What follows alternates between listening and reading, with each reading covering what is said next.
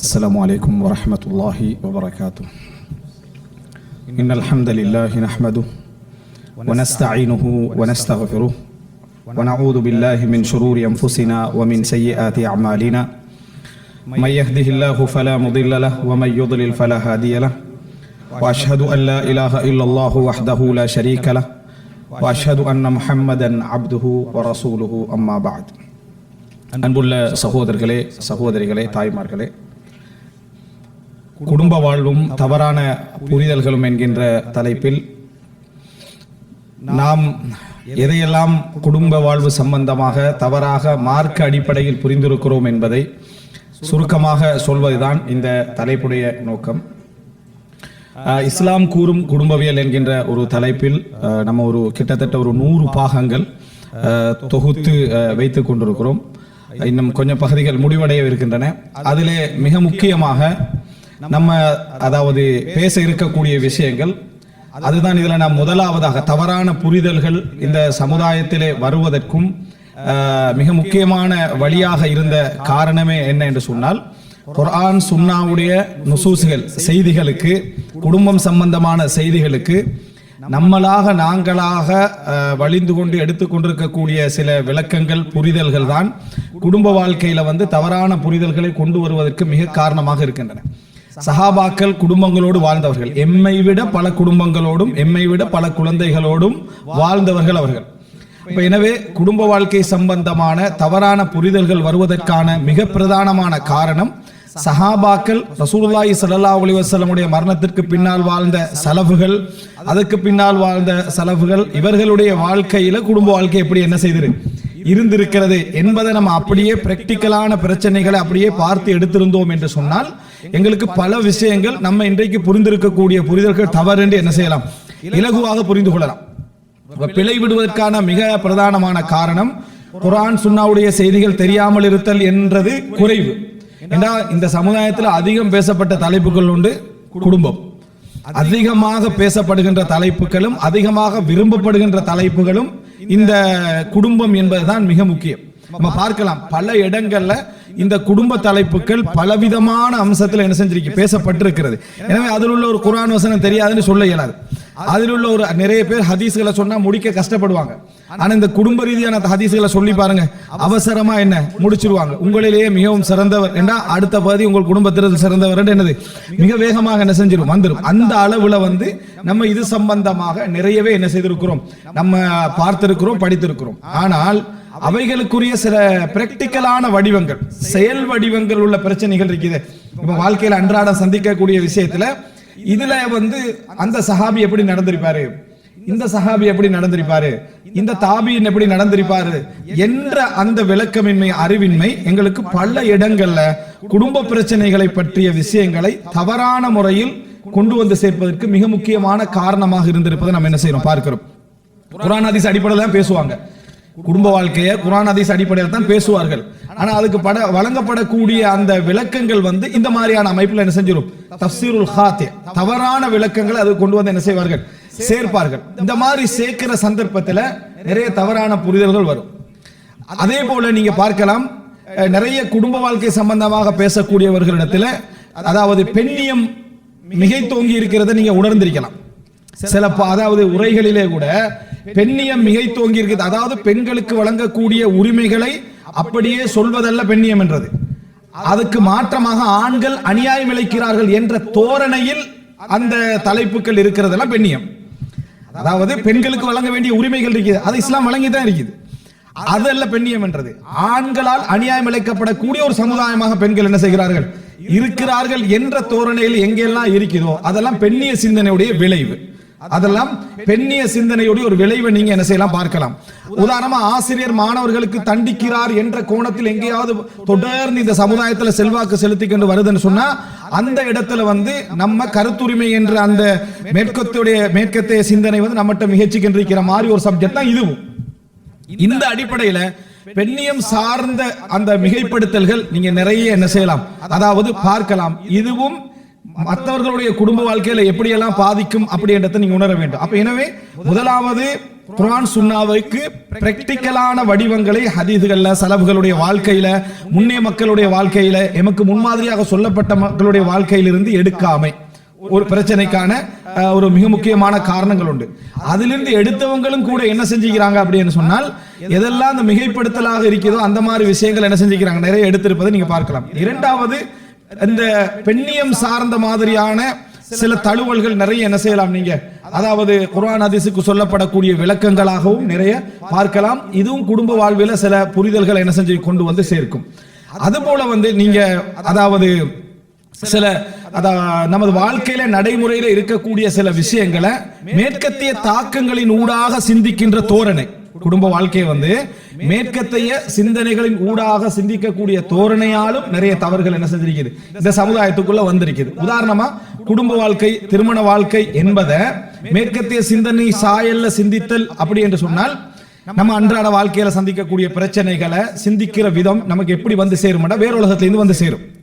இது மிக முக்கியமான ஒரு பகுதி. இதை நீங்க எந்த அளவுல புரிந்து கொள்வீர்கள் என்று தெரியவில்லை. அதாவது நம்ம சிந்திக்கின்ற விதம் நமக்கு நம்ம ஒரு 3.5 வயசு 4 வயசுல ஸ்கூல்ல சேர்ந்துட்டோம்னு சொன்னா அங்க பாடம் தரப்படுகிறது, பாடத்தை படிக்கிறோம் என்பதற்கு மேலாக எப்படி சிந்திக்க வேண்டும் என்ற சிந்தனை நமக்கு சரி செய்யப்படுகிறது. அங்க நீங்க அதுக்கு பின்னால எவ்வளவு பெரிய இடத்தை அடைந்து விட்டாலும், கிட்டத்தட்ட இந்த விண்டோஸ் அது இதுகளை மாத்திர மாதிரி தான் நம்ம திருந்துறது. பயோஸ் ஃபுல்லா அவன் போட்டதுதான். அதாவது அந்த கம்ப்யூட்டர் எப்படி இயங்கணும்னு ஒரு சிஸ்டம் போட்டிருப்பானே, அதாகத்தான் அது இருக்குமே தவிர நம்ம இஸ்லாத்தை பேசியிருப்போம், எல்லாம் பேசியிருப்போம், ஆனால் எல்லாம் அவனுடைய சிந்திக்கிற விதத்தில் இருக்கு. உதாரணமா, நம்ம கற்க வேண்டும், பின்னர் உழைக்க வேண்டும், பின்னர் திருமணம் முடிக்க வேண்டும். இதை நம்ம எல்லாரும் ஏற்றுக்கொள்வோம் தானே. நல்லா படிக்கணும், நல்லா உழைக்கணும், திருமணம் முடிக்கணும். இத இஸ்லாமிய அடிப்படையில் சிந்தித்தல், மேற்கத்திய அடிப்படையில் சிந்தித்தலுக்கு ஒரு உதாரணம் சொல்றேன். சிந்திக்கிற விதம், முதலாவது நீங்க நல்லா அதாவது படிக்கணும், இரண்டாவதாக அதாவது உழைக்க வேண்டும், மூன்றாவதாக திருமணம் முடிக்க வேண்டும். இது இந்த வரிசையில வச்சீங்கன்னா, இந்த நான் சொன்ன ஓர்டர்ல வச்சீங்கன்னா என்ன செய்யணும், முதலாவது, இரண்டாவது, மூணாவது இருக்கும். இதையே நீங்க இப்படி திருப்பி போடுங்க. இந்த மெத்தட்ல திருப்பி போட்டீங்கன்னா, அதாவது கல்வி ஒரு பாதையில போகும், உழைப்பு ஒரு பாதையில போகும், திருமணம் என்ன செய்யும், ஒரு பாதையில போகும். நீங்க கல்வி படிச்சுக்கிட்டே இருக்கலாம், உழைக்கிற டைம்ல உழைத்துக்கிட்டே இருக்கலாம், திருமணம் எந்த வயசுல என்ன செய்யலாம் நீங்க முடிக்கலாம்டா. இதே சப்ஜெக்ட் அவன் என்ன செய்வான், இப்படி யோசிங்க சொல்லி என்ன செய்வான், சிந்திச்சு வைப்பான். அப்ப நீங்க இதை தர்த்தி பண்ற விதம், அவன் சிந்திக்க எப்படி உங்களுக்கு தந்திக்கிறானோ அந்த விதத்துல தான் நீங்க என்ன செய்வீங்க, அதை சிந்திப்பீர்கள். அது நமக்கு என்ன செய்யாது, நம்ம விளங்காது. மூணுமே குர்ஆன் சுன்னா சொன்னதுதானே என்று நம்ம நினைப்போம். மூணுமே, கல்வியும் குர்ஆன் சொன்னது, அதே போல என்ன உழைப்பும் குர்ஆன் சொன்னது, திருமணம் முடித்தலும் குர்ஆன் சொன்னது. ஆனா தர்த்தீப் அவன் போட்டது, முறை அவன் ஒரு மெத்தட போட்டிருப்பான். சஹாபாக்களோட வாழ்க்கையில பிராக்டிகலா போய் பாத்தீங்கன்னா இந்த சிஸ்டம் பிள்ளைன்னு நமக்கு விளங்கிடும். ரசூலுல்லாஹ்வோட வாழ்க்கைக்கோ, சஹாபாக்களுடைய வாழ்க்கைக்கோ, தாபீங்களோட வாழ்க்கைக்கோ இதை எப்படி விளங்கணும்னு போய் பாத்தீங்கன்னா இந்த சிஸ்டம் பிழை அப்படின்னு விளங்கிடும். சாதாரணமாக நமது காலத்துல திருமணம் என்பதை நீங்க விரும்பியோ விரும்பாமலோ எப்படி சிந்திக்கணும் எழுதினது மேற்கத்திய கல்விதான், அதுல சந்தேகமே இல்லை. காரணம், +2 முடிக்கிற நேரத்திலே உங்களுக்கு 18-19 ஆகிரும். அதுக்கு முன்னால யாருக்கா யோசிக்கலுமா, யோசிக்கலாது. முதலாவது கல்வி என்றதை அவன் எழுதிடுவான். அதுக்கு முன்னால எவனாவது யோசிச்சா சமுதாயத்துக்கு மாத்தமா என்ன செய்யறான், யோசிக்கிறான், புறநடையில என்ன செய்கிறான், இவன் நடக்கிறான் என்று அவனை ஒரு அரிதான நடையில பார்க்கறதுக்கு இந்த சமுதாயம் என்ன செஞ்சிடும், சரியாயிடும். அப்படி என்றால் 100% விதமான சஹாபாக்களை ஒரு தவறான வழியில நடந்த முறையில பார்க்கிற மாதிரி ஒரு சூழ்நிலை தான் அது. இந்த அதுக்கு அடுத்ததாக என்ன, +2 முடிச்சனே கூட திருமணத்துல இறங்கிடலாமா, இல்ல. அதுக்கு அடுத்தது அவன் அடுத்த கல்விக்கு போகணும், முடிகிற நேரத்துல 24 இறங்கிடலாமா, தொழில் தேடணும் 28 போய் அவன் கல்யாணம் முடிச்சு கொஞ்சம் போயிட்டு இருப்பான், 33 சுகர் வந்துரும் இவன் சொல்லுவான். இப்பதானே வாழ்க்கை ஆரம்பிச்சோம், இப்பதானே திருமணம் முடிச்சோம், ஸ்டார்ட் பண்ணிடுறா. 33 ஆகினா நீங்க எதுக்கு மெடிக்கல் செக்அப் ஒன்று பண்றது நல்லது. அப்ப ஆரம்பிக்கவே இல்லை, முடிச்சிடுறாங்க.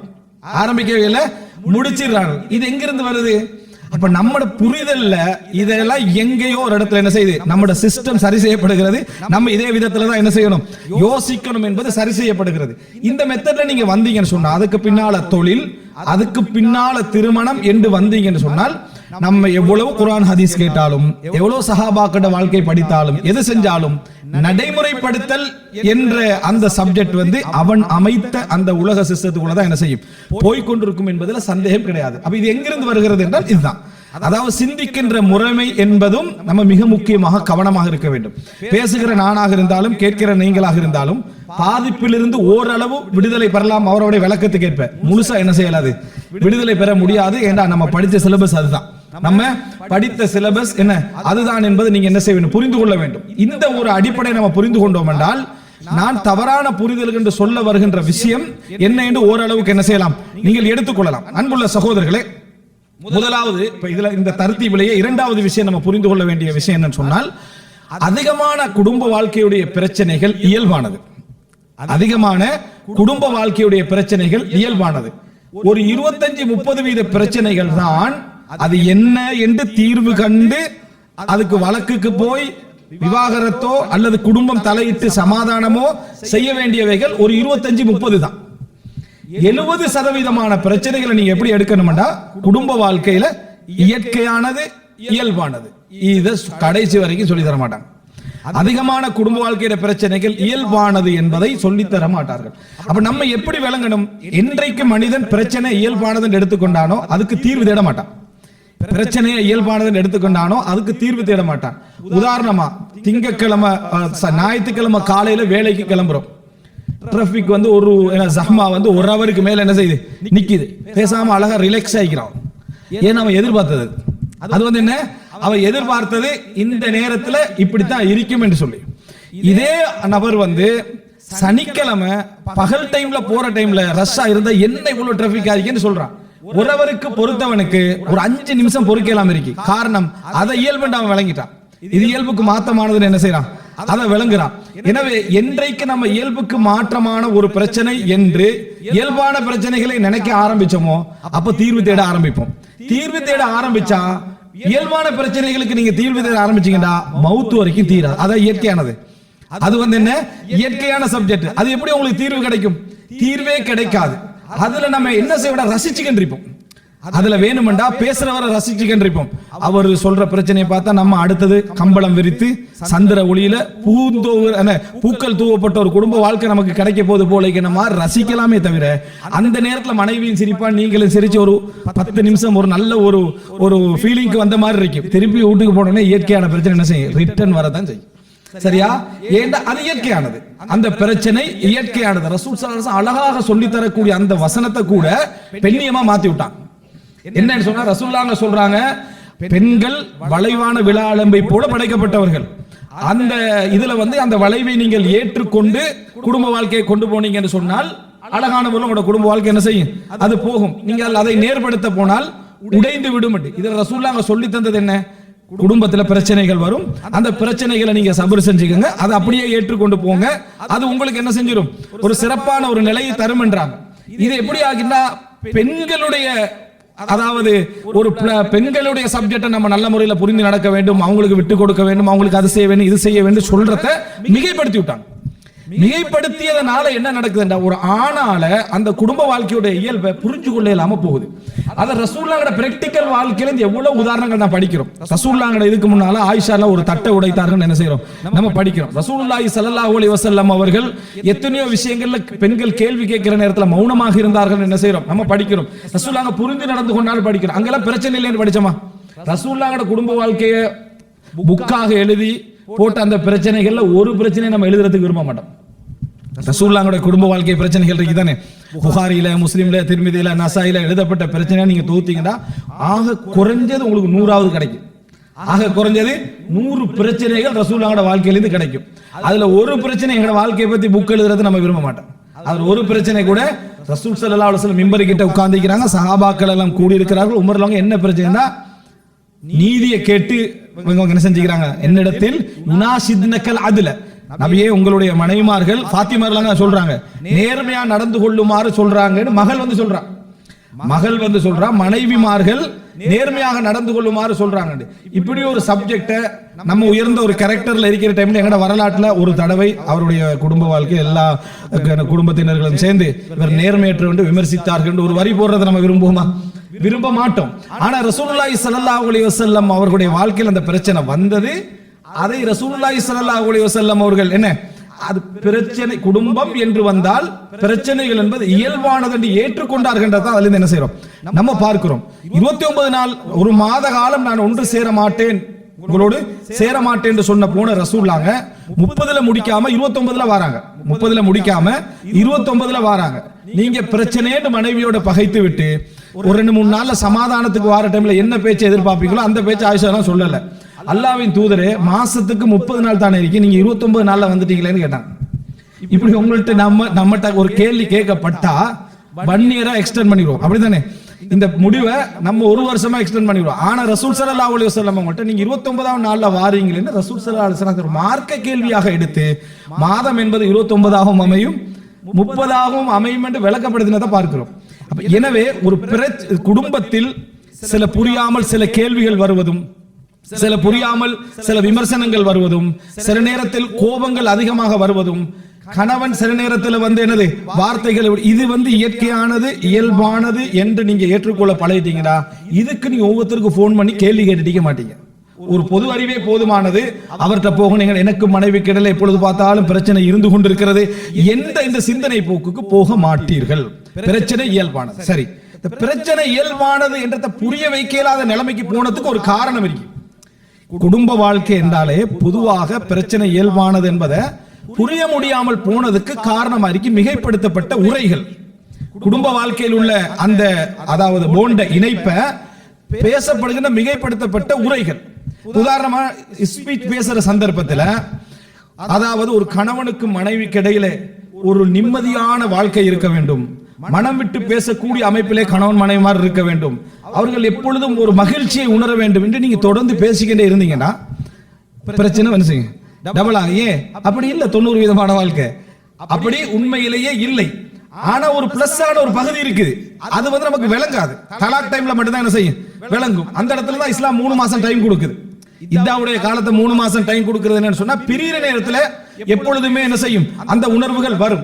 அப்ப எனவே இந்த மாதிரியான மிகைப்படுத்தலான ஒரு நிம்மதியான சூழ்நிலை போல குடும்பத்துடைய எல்லா வடிவத்தையும் காட்டினீங்க என்று சொன்னால் நிச்சயமாக நம்ம அந்த வாழ்க்கைக்கு அப்ளை பண்ணுவோம், நம்மளோட சொந்த வாழ்க்கைக்கு அப்ளை பண்ணி பார்ப்போம். அப்ளை பண்ணி பார்த்து என்ன நினைப்போம், இல்லையே அவர் சொல்ற மாதிரி நம்ம குடும்ப வாழ்க்கை இல்லையே, அவரோட வாழ்க்கை இல்ல சரியா, ஆனா அவர் சொல்ற மாதிரி குடும்ப வாழ்க்கை இல்லைன்னு நம்ம நினைக்க ஆரம்பிக்கிறோம். ரசூல் ஸல்லல்லாஹு அலைஹி வஸல்லம் அவர்கள்ட்ட சஹாபாக்கள் கேட்கிறாங்க, ரசூலுல்லாஹ் சொல்றாங்க, நீங்க வீதிகளில் உள்ள மஜ்லிஸ்கள்ல உட்கார வேண்டாம், சந்திகள்ல உட்கார வேண்டாம்ன்றாங்க. சஹாபாக்கள் உடனே சொன்னாங்க, மாலனா புத், அல்லாஹ்வின் தூதர் எங்களுக்கு அந்த இடத்துல உட்காராம இருக்க இயலாது அப்படின்னா. போய் என்ன கடை தெருவுகள்ல உட்காராமல் எங்களால இருக்க முடியாது. இது எத்தனையோ விதத்துல நம்ம விளங்கலாம். வீட்டிலேயே தொடர்ந்து இருக்க முடியாத கருத்துல விளங்கலாம், அந்த இடத்துல எங்களுக்கு உட்கார்ந்து பேசாமல் இருக்க முடியாது விளங்கலாம். அப்ப ரசூல் ஸல்லல்லாஹு அலைஹி வஸல்லம் சொல்றாங்க, நீங்க அந்த மாதிரி வீதியோரங்கள்ல உட்கார்ந்தீங்கன்னு சொன்னால் வீதிக்குரிய ஹக்கை கொடுத்து விடுங்கள், உரிமை என்ன செஞ்சிருங்க கொடுத்து விடுங்கள் என்று சொன்ன ரசூலுல்லாஹ் ஹக்குகளை சொல்றாங்க. பார்வையை தாழ்த்தல், நன்மையை ஏவுதல், தீமையை தடுத்தல், வழி கேட்டவருக்கு வழி சொல்லுதல், இந்த விஷயங்களை ரசூல் ஸல்லல்லாஹு அலைஹி வஸல்லம் சொல்கிறார்கள். அப்ப மிக பிரதானமான ஒரு விஷயம் மிகைப்படுத்தலான குர்ஆன் சுன்னால இல்லாத ஒரு போண்டான அந்த உரைகள் காரணம் எனது குடும்ப வாழ்க்கை அப்படி இல்லை என்று கணவன் மனைவியை நினைப்பதற்கு. இப்ப மனைவி சைடுல உதாரணமாக ரசூல் ஸல்லல்லாஹு அலைஹி வஸல்லம் அவர்கள் சொல்றாங்க, அதாவது சிறப்பான பெண்ணை பற்றி சொல்கிற நேரத்தில் அல்லதி இதா நதர்த இலைஹா சர்ரத்க வ இதா கிப்த அன்ஹா ஹஃபிலத்க, நீங்கள் அவளை பார்த்தீர்கள் என்று சொன்னால் அவள் உங்களை மகிழ்விப்பாள். அந்த மனைவியை நீங்க பார்த்தீங்கன்னு சொன்னால் அவள் உங்களை மகிழ்விப்பாள். இதுக்குரிய விளக்கத்தை நம்ம எங்கிருந்து எடுக்கணும்? ரசூலுல்லாஹ்வோட மனைவிமார்கள் எப்படி இருந்தாங்க, சஹாபாக்களுடைய மனைவிமார்கள் எப்படி இருந்தாங்கன்னு எடுக்கணும். அங்க எங்கேயாவது வேலைக்கு போயிட்டு வரக்குள்ள பொண்ணுடுப்போட இருக்கணும்னு ஏதாவது செய்தி இருக்குதா? இல்ல. கணவன் வேலைக்கு போயிட்டு வருகிற நேரத்தில் மனைவி நல்ல அந்த அந்த பொண்ணுடுப்பு மாதிரி உடுப்பாட்டி அழகா மேக்கப் பண்ண நிலைமையில கதவை திறக்கிற டைம்ல அப்படி இருக்கணும் எங்கேயாவது ஒரு விளக்கம் இருக்குதா? எல்லாரும் இந்த ஹதீஸுக்கு இந்த விளக்கம் நிறைய பேர் சொல்றாங்களா இல்லையா? எங்க இருக்குது? அப்போ ஒரு திருவில் ஓட்ட வர்ற நிலைமை என்ன? அன்றாட கூலி செய்யற தொழில் என்ன? அடிக்கடி வீட்டுக்கு வந்துட்டு இருப்பாரு ஒருத்தர், அவருடைய நிலைமை என்ன? அந்த மனைவியோட நிலைமை என்ன? எந்த செய்தியா அப்படி நீங்க கண்டிக்கிறீங்களா? அந்த அளவுக்கு ட்ரெஸ் சஹாபாக்களுக்கு இருந்துச்சா? அந்த அளவுக்கு Dress சஹாபாக்களுக்கு இருந்துச்சு. அபாயா போட சொல்ற டைம்ல கூட பக்கத்துல உள்ள பெண்ணுடைய Dressல ஒரு பகுதியை கிழித்தெடுத்து நீங்க அபாயாக்கு என்ன செய்யுங்க, உதவி செய்யுங்கன்னு தான் இருந்துச்சு. இப்ப இந்த சிந்தனை போக்க உங்கள்ட்ட ஊட்டப்பட்டு விட்டால் நீங்க வேலை போயிட்டு வரக்கூட என்ன நினைப்பீங்க? வரும்போது வீட்டுல பொண்ணுடு போட ரெடியா என்ன செய்யணும், இருக்கணும். வீட்டு கதவை திறக்கிறீங்க, அவங்க வளமையா எந்த உடுப்பை உடுக்குறாங்களோ அந்த உடுப்போட சாதாரணமா தலையை வாரி இருக்கிறாங்க. சரி வராது. நமக்கு என்ன ஹதீஸ் அடிப்படையிலான வாழ்க்கை என்ன இல்லை என்ற சிந்தனை நமக்கு வரும். இயற்கையா நமக்கு ஏறி நம்ம சபரோட இருந்தாலும் வேற ஏதாவது பிரச்சனை வார டைம்ல இதை நம்ம ஜாயின் பண்ணுவோம். இது அந்த நேரத்தில் நம்ம பிரச்சனையாக எடுக்காட்டியும் இதை நம்ம என்ன செய்வோம், ஜாயின் பண்ணுவோம். அந்த செய்தியிலிருந்து என்ன புரிந்து கொள்ளாம சஹாபா கூட அத்தனை பேர் வாழ்க்கையில நீங்க பார்த்தா புரிஞ்சுக்கலாம். உங்களிடத்துல குரலை உயர்த்தி பேசுறது, சண்டையை எடுக்கிறது, உங்களோட மனசை குழப்புற அமைப்புல என்ன செய்யறது, வார நேரத்தில் நடந்து கொள்றது, இதுதான் கூடாது. அதுதான் நீ அவளை பார்த்தால் உன்னை மகிழ்விப்பாள் என்ற வார்த்தை சொல்லப்பட்டதே தவிர அதுல சொல்லப்படல அந்த பெண் மிகவும் என்ன, அதாவது பயங்கரமான அலங்காரங்களோடும் ஒரு மணப்பெண் போல டிரெஸ் பண்ணி விரிக்க வேண்டும் என்று சொல்லப்படவில்லை. ஆனால் அந்த மாதிரியான ஒரு நிலையை இதுக்கு என்ன செய்யறாங்க, சொல்லிக் கொண்டிருப்பது நம்ம என்ன செய்கிறோம், பார்க்கிறோம். இது பிழையான. அது பார்க்க வேண்டியது திருமணம் முடிக்கிற நேரத்தில். பார்த்த உடனே மகிழ்விப்பாள்ன்றது திருமணம் முடிக்கிற நேரத்தில் தான் நீங்க என்ன செய்யணும், அந்த பொன் பார்க்கிற அந்த முடிவுகள் செய்யணும். அதுக்கு பிறகு விட்டு கொடுத்தல் என்கின்ற அடிப்படையில் தான் அந்த செய்தி சொல்லப்பட்டிருக்கே தவிர சஹாபாக்களுடைய செயல்பாட்டில் ஒரு செய்தி எப்படி என்ன செய்ய முடியாது, பார்க்க முடியாது. ரசூலுல்லாஹி ஸல்லல்லாஹு அலைஹி வஸல்லம் வீட்டுக்குள்ள வார நேரத்தில் எப்படி நடந்து கொள்கின்றார்கள் என்ற எத்தனையோ செய்திகள் என்ன செய்து வருது. அந்த ஒரு செய்தியில எங்கேயாவது மனைவிமார்களுக்கு இப்படி கட்டளை போட்டதாக இந்த செய்தியும் என்ன இல்லை என்பதை நம்ம புரிந்து கொள்ள வேண்டும். புரிதல் நம்மிடத்துல என்ன செய்யும்டா, பிரச்சனையை, இயற்கையான பிரச்சனைகளை கூட வீணாக வீரியப்படுத்தும். வீணாக என்ன செய்யும், வீரியப்படுத்தக்கூடிய ஒரு நிலையை நம்ம என்ன செய்கிறோம், பார்க்கிறோம். இது போன்ற நிறைய தவறான புரிதல்கள் இந்த சமுதாயத்திலே உருவாகுவதற்கு, அதாவது இந்த ஹதீஸ்களுக்கும் குர்ஆன் வசனங்களுக்கும் கொடுக்கப்படக்கூடிய இந்த விளக்கங்கள் காரணம் என்பதை நம்ம புரிந்து கொள்ள வேண்டும். அன்புள்ள சகோதரர்களே, இந்த இயல்பான பிரச்சனைகள், இயல்பாக இருக்கக்கூடிய அம்சங்கள் என்னன்னு நம்ம பட்டியல் போட்டோம்னா இன்றைக்கு சொல்லப்பட்டதுகள்ல நிறையவே என்ன செய்யலாம், நீங்க பார்த்து கொண்டே போகலாம். நான் அது பின்னால் வருகின்ற பொழுது ஒவ்வொரு இடங்களை நீங்க அதை புரிந்து கொள்ளுங்கள். மூன்றாவது சகோதரர்களே, குர்ஆன்லையும் சுன்னாலையும் இயல்பான, முதலாவது இது நீங்க ஆழ் மனதில் பதிய வைத்துக் கொள்ள நாங்க சொல்றேன் இந்த தரத்தீப. முதலாவது சஹாபாக்களுடைய செயல் வடிவம், ரசூலுல்லாஹ்வுடைய செயல் வடிவம் மிக முக்கியமானது. குர்ஆன் சுன்னாவை குடும்ப வாழ்க்கையில புரிந்து கொள்வதற்கு அதற்கான பிரதானமான காரணம் எமது சிக்கல்களை முறைமைப்படுத்தி இருப்பது மேற்கத்தைய சிந்தனை தான். எங்களோட வாழ்க்கையில சினிமா, மேற்கத்தைய சிந்தனை, இது போன்ற விஷயங்கள்.